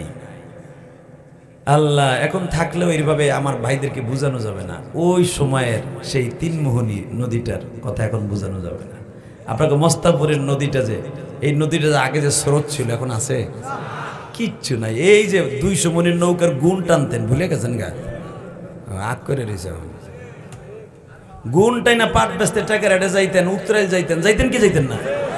বাজান রে, আমি কেন বলছি এখন একটু ধরাইয়া দেই গো বাবা। জীবনের শেষ দেখা আমার মায়ের সাথে ওই নদীর ঘাটে, ওই সুইচ গেট গঙ্গারামপুর বাবা, সেন্দাঘাট নদীর পারে আমার মা দাঁড়াইয়া বলছিল, ইলিয়াস রে যাও গো বাবা যাও, আমি তোমারে কেন আলেম বানাইতেছি জানুনি, আমি মাহাজানু কবরে যাই একটু আরামে থাকি। তোমার নানা ছিল আলেম, আমি আলেমের মেয়ে। বাবা, আমার আব্বা আমার সব সময় বলতো, ইলিয়াস রে তুমি আলেম বানাইবা, কবরে আরামে থাকবা। মানুষ মরে যাওয়ার পরে সব আমলের দরজা বন্ধ, 3টা দরজা বলে খোলা। বাবা, তুমি একটা দরজা সব সময় চালু রাখবা, তুমি আলেম হবা। যদি কোনোদিন টাকার মালিক হও, একটা মসজিদ মাদ্রাসা বানাইবা। বাজান, যারা ঢাকায় যান, বাবু বাজার ব্রিজের গড়ে কদমতলি, চুনকুইটা যে সার্বিক কাউন্টার, এখান থেকে একটু সামনে আগাইলেই বাবা আমার বাড়ি, আমার নিজের কষ্টের টাকা দিয়া করা মসজিদ মাদ্রাসা। বাজান, নিজের জায়গা কিনা করছি, কোটি কোটি টাকার জায়গা কিনা মসজিদ মাদ্রাসা করছি। বাবা, কেন করছি জানেন নি? আমি এইটা বুঝাবার জন্য এই টাকার পরিচয়টা তুলে ধরছি। আমার মা ওই খেওয়া নৌকায় উঠাই দেওয়ার সময় বলে গেছিল, ইলিয়াস রে কোনোদিন মাদ্রাসা সাইরার বাড়িতে চলে আসবি না, কিন্তু বাবা যদি আমি মারা যাই তোর আব্বা আবার বিবাহ করবে, তারে মা বলবি বাবা।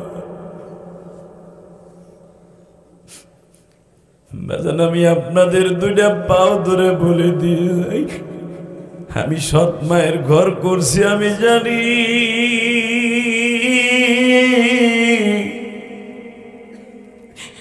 এই পৃথিবীতে যাদের মা নাই ওদের মতো দুঃখ আর কেউ নাই। এই যে তোমাকে মোতা ব্যবসা বসে ওঠার আগে কেঁদে কেঁদে আমার হাত ধরে কয় যে আদি ভাই আমারও কিন্তু মা নাই।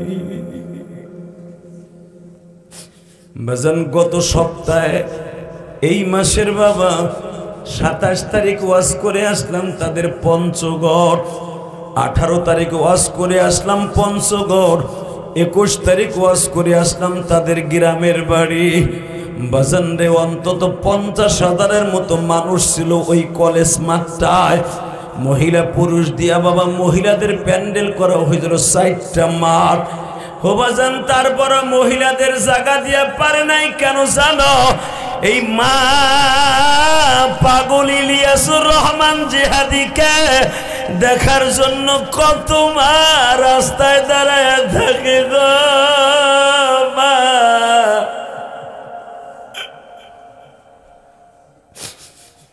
মা তুই তো আমার দেখতে পারলি না মা।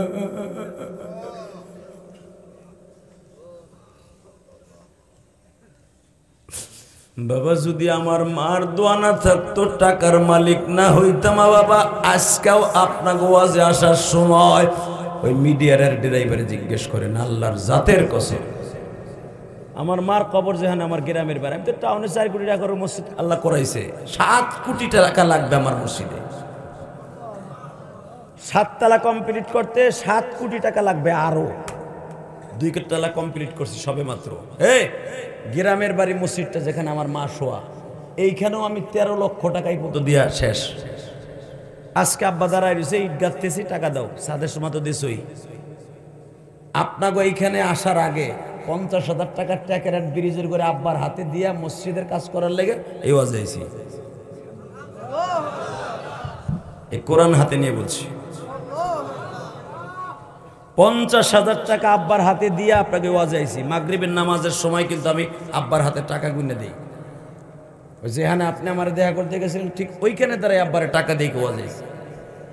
আপনার কন্যা আলেমরা টাকা নিয়ে কি করে, এই তো দেখাই দিলাম টাকা নিয়ে দিকে। বাবা এই টাকা আমি দিতাম না যদি আমি আলেম না হইতাম।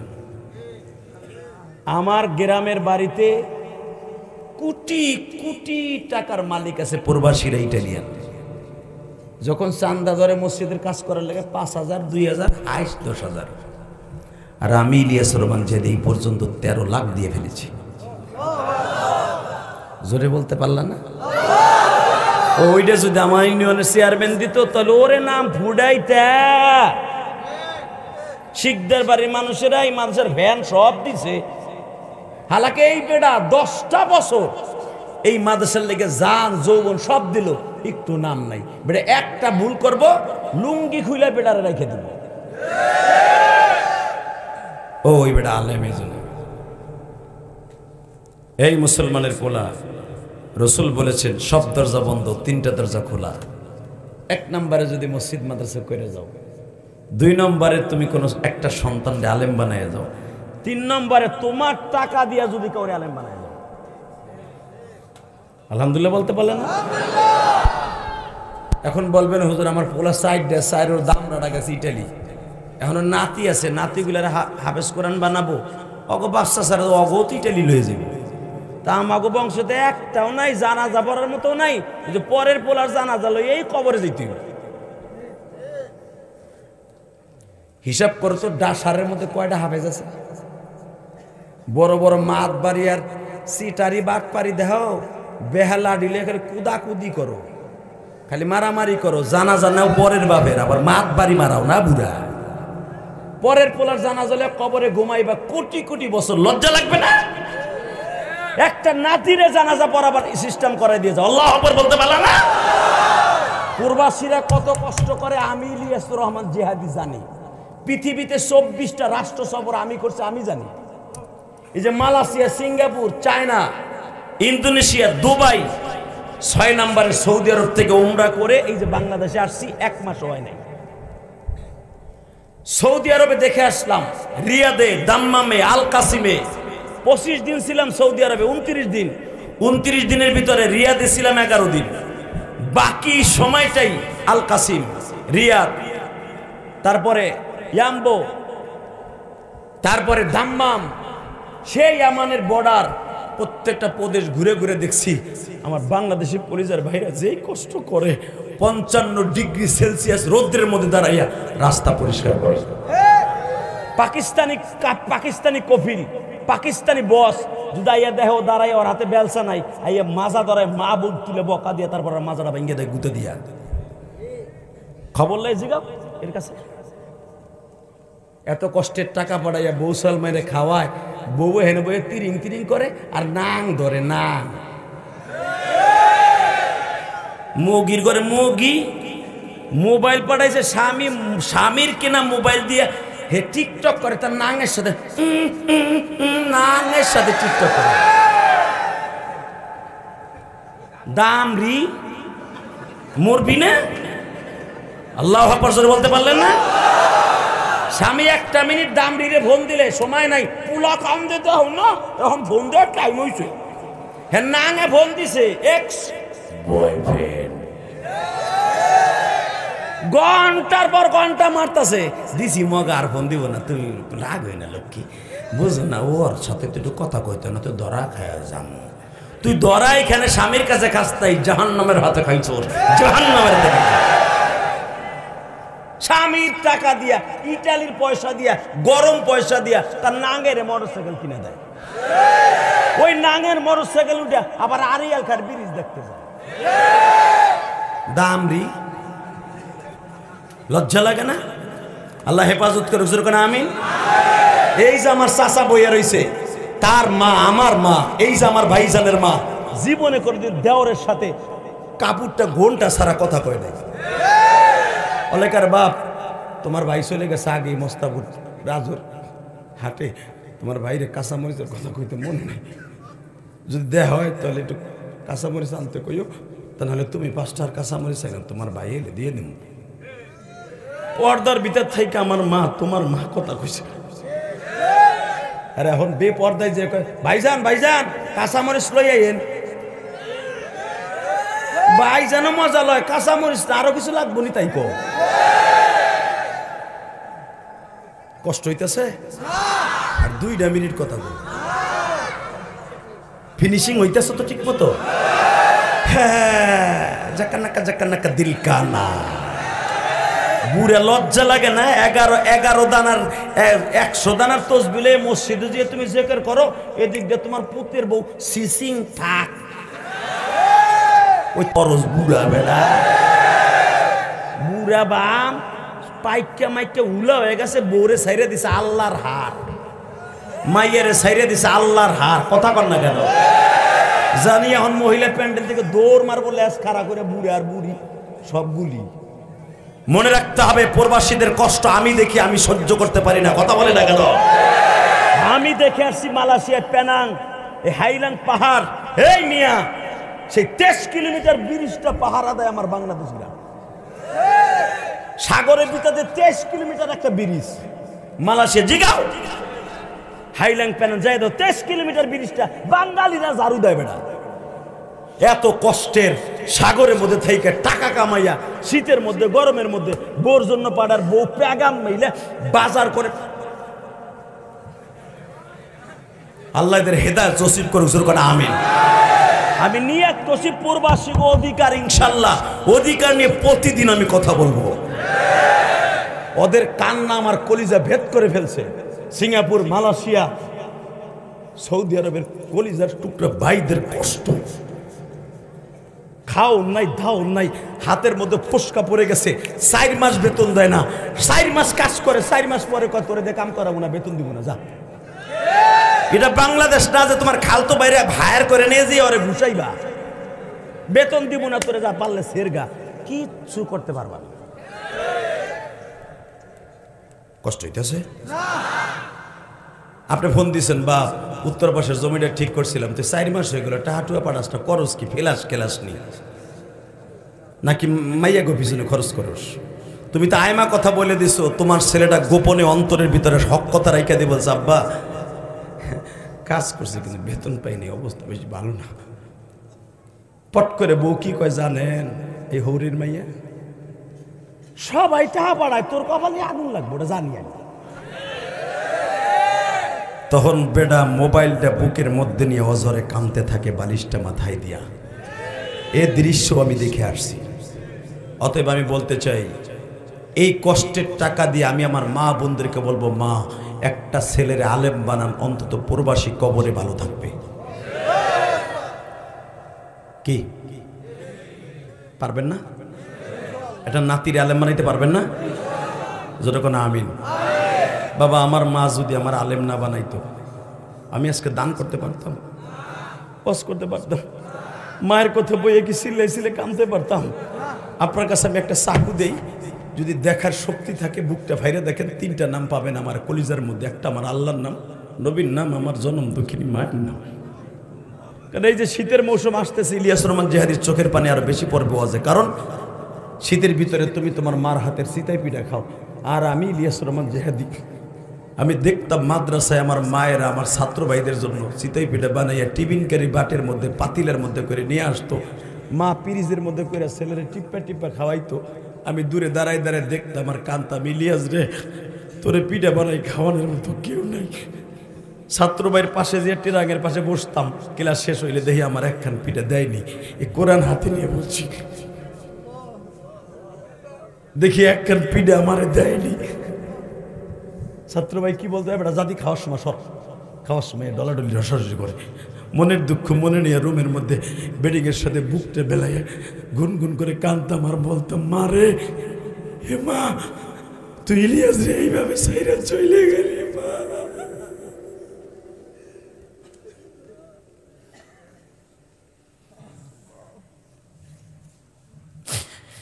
আমার কলিজার টুকরা মাদারীপুরের বাজানটা ইলিয়াসুর রহমান জিহাদির কথা, এই যে হাসো, এই যে কান্দা, এই যোগ্যতা আল্লাহ সব বক্তার ভিতরে দেয় না বাবা, একমাত্র আমার মধ্যে আল্লাহ কেন আমার মতো কিছু কিছু বক্তার মধ্যে দিছে জানুনি? কারণ আমার অ্যাকাউন্টে আমার মায়ের দোয়া ভরপুর গো বাবা। আমার মা 12 বছর বয়সে আমার এই কপালে চুমা দিয়া বলছি, ইলিয়াস রে জীবনে মাদ্রাসাটা ছাড়বি না, তুই যদি আলেম হস আমি মা তোরে দুধের দাবি ছাইড়ে দিয়ে গেলাম। ওই যে ট্যাকেরা সুইচ গেট দ্বারাই আমার মা জীবনে শেষ কথা বইলা গেছিল, ইলিয়াস রে জীবনে কোনোদিন মাদ্রাসা ছাইড়া বাসায় চলে আসবি না। আর একটা কথা বলি বাবা, তুই আর আমারে আইয়া পাবি না। এ কোরআন হাতে নিয়ে বলছি, আমার মাই কথাটাই শেষ কথা।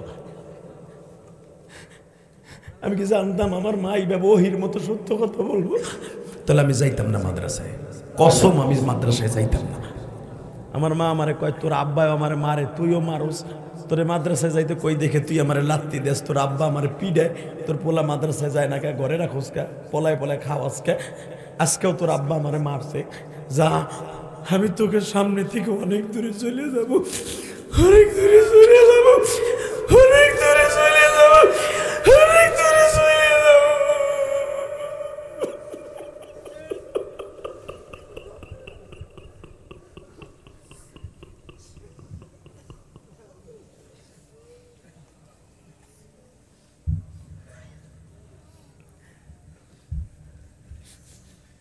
অনেক দূরে চলে যাব। আর মামা কইয়া কান্দাও পাবি না।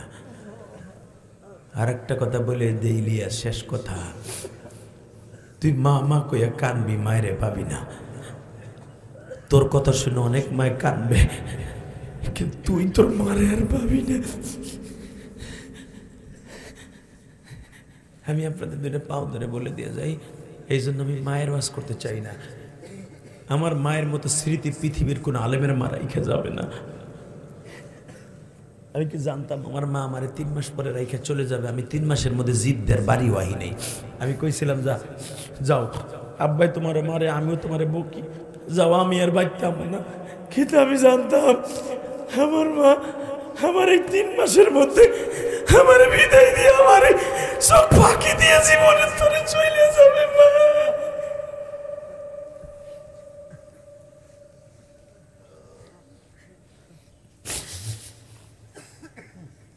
আমার মায়ে মইরা গেছে, কাকে ডাকবো মামা বলে, মামা হোসে কত কষ্ট করছেন মায়া। যুবক এখন কানবি, হোসে কত কষ্ট করছেন মায়ে, আমায় লালনার পালনে নাই দরদি,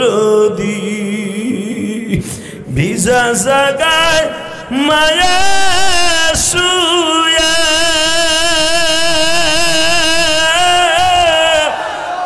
শুকনা জাগায় আমায় রেখে মামা। ওরে কেমন আছো ওই কবরে, কেমন আছো ওই কবরে, বলে দিবে কে? আল্লাহ তুমি মাইরো না গো দুঃখিনী মায়ের। আল্লাহ দেখো তোমার পাগলগুলি মামা কয়া কান্দে, কার মা জানো অসুস্থ, কার বাবা বিদেশের বাড়ি অসুস্থ, কোন প্রবাসী ভাই মামা বলে বিদেশে বসে কান্দে। এই রাসর মাদারীপুর কালকিনি দাসার বসিয়া মালিক একটা চোখের পানি দিয়া দরখাস্ত দিয়া যায়, যেই যুবকগুলা জীবনে কান্দে নাই আজকে কানলো। আল্লাহ এদেরকে তুমি ভালো রাখো, এদের বাবা মারে ভালো রাখো। আল্লাহ এদেরকে সহি সালামতে বিদেশ নিয়ে যাইও। যেই ছেলেটা আজকে বিদেশ থেকে ওয়াজের খরচ দিছে, আর বাবা এখানে বয়ে বয়ে কান্দে, ওই ইটালির জমিনে কেমন আছে আমি জানি না। আরে তুমি ভালো রাখো, আর বাবা মারে সবরে জামিল ইখতিয়ার করার তৌফিক দিও। আল্লাহ বুকটা ব্যথা হয়ে গেছে, চোখের মধ্যে যন্ত্রণা, তারপর আমার ভাইরা চোখের পানি দেখে তাদের চোখের পানি ধরে রাখতে পারে নাই। যারাই চোখের পানি ফেলছে এদের বাবা মারে মাফ করে দিও, কবরটা জান্নাতের বাগান বানায় দিও। বাবা একটা কথা বলে দিয়ে যাই, এই ওয়াজটা আজীবন হওয়ার দরকার আছে না নাই? হাত দুটা আসমানের দিকে উঠাইয়া এই রাত 11:30টার সময় 2 ঘন্টা মেহনত করছি, হাত দুটা আসমানের দিকে এখন উঠাবেন, চোখের পানি দিয়ে একটা সিল্লানি দিয়ে আল্লাহর ডাক দিয়ে কইবেন, জীবনে কোনোদিন আর পাপের কাজ করবো না। উঠান, আল্লাহকে ডাক দেন, ডাক দেন, ডাক দেন। 30 অক্টোবর এই রাত 11:30টার সময়, 30 অক্টোবর রাত 11:30টার সময় হাজার হাজার মুসলমান 2 ঘন্টা বয়ান শোনার পরে চিল্লাই চিল্লাই কাঁদছে। এদেরকে কি মাফ করতে পারবা না? আমার মায়ের সাথে এদের মাফ করতে পারবা না? 30 অক্টোবর তাকায় দেখো, হাজার হাজার মানুষ আল্লাহ আল্লাহ মাদারীপুর কালকিনি দাসার বসে এদের জীবনের গুনাহ মাফ করে দাও, এদের বাবা মারে মাফ করে দাও। এই গভীর রাত্রে খালি হাতে ফিরাইয়া দিও না। আল্লাহ এদের 5 ওয়াক্ত নামাজি বানায় দাও, এদের বাবা মায়ের জন্য খেদমত করার তৌফিক দিয়ে দাও।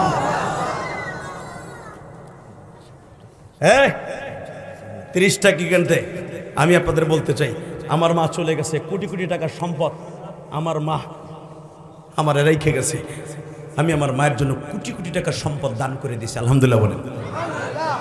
মসজিদে যে জায়গাটা গোলাম বাজার কিনছি, কদমতলি গোলাম বাজার, যেয়ে দেখবেন 1,25,00,000 টাকা দিয়ে শুধু মসজিদের জায়গাটাই কিনছি। কেউ রে কই নাই 25টা টাকা দেন আমার এই কষ্টের টাকা, বাড়ি বেচা টাকা দিয়ে মসজিদ করছি। এবারে দলা কালা পাঞ্জাবি এলায় যাইস না, কপালে এখন পূর্ব আমি জানি মার ওয়াশ করছি তোর পিন্নি করছে, কারণ তুই তো তোর মার কি পোলা আমি জানি না। এখানে এমন একটা পোলা নাই যে তার চোখ দিয়ে পানি পড়ে না, কথা বলে না কেন? পৃথিবীতে মার সাইডে দরদি কেউ আছে? আর এখন করবো দোয়া, মগ এখন ঢাটা দিছে আর বিড়ির নিচায় ধরছে। আল্লাহ হেফাজত করে, হুজুর করে আমিন। যে উঠবি আমরা, তোর কপালে বউ তো নাই, আর যদি পোলাপান জন্ম নাই ওই যে ওই ডলা তা ভাবি উঠবি না। এখন দোয়া করবি, মা বাবার জন্য দোয়া নিবি, তোর সন্তান আলেম হবে। আলহামদুলিল্লাহ বলেন। এ বাবা, যেই মাহফিলটা রসিল আজকে কানতে পারলেন, এই মাহফিলটা আজীবন হোক চান না?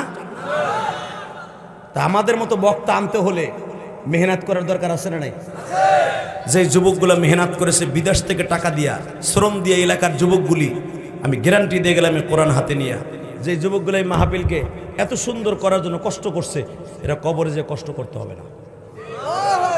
কারণ একটা লোকের চোখের পানি কি কবুল হবে না? সবই কি ঘুষ করা, সুদ কর?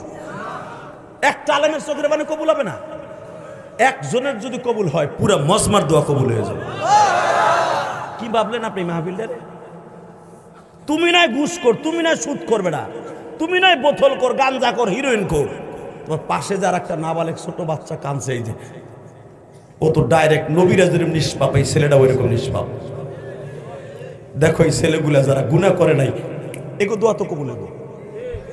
এগো দোয়া কবুল হওয়া মানে পুরা মজমার দোয়া কবুল হওয়া।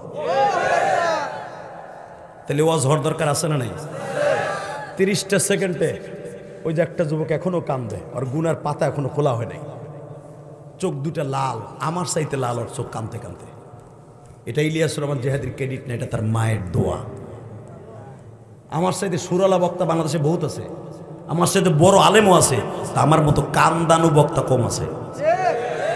এক বক্তা 5 মিনিট 3 মিনিট পরে কান্দাইতে পারে না, আর আমি ফার্স্ট টুলার 2 ঘন্টা ইচ্ছা যদি করি, আল্লাহর ইচ্ছায় 2 ঘন্টায় আল্লাহর হুকুমে কান্দাইতে পারি। এ যোগ্যতা আল্লাহ আমাকে দিয়েছেন আমার মা বাবার দোয়ায়। কি মিথ্যা কথা বলছি? মাঝে হাসছেন, মাঝে কাঁদছেন, 2 ঘন্টা চলে গেছে, আপনি জানেনও না। তাকান এদিকে, লাস্টে একটু চোখের পানি দিয়ে আমার মৌলারে খুশি করে যাম। আর জীবনে দেখা হবে কি নাই কালকে নি, হতে পারে কিয়ামতের মাঠে। ইনশাআল্লাহ।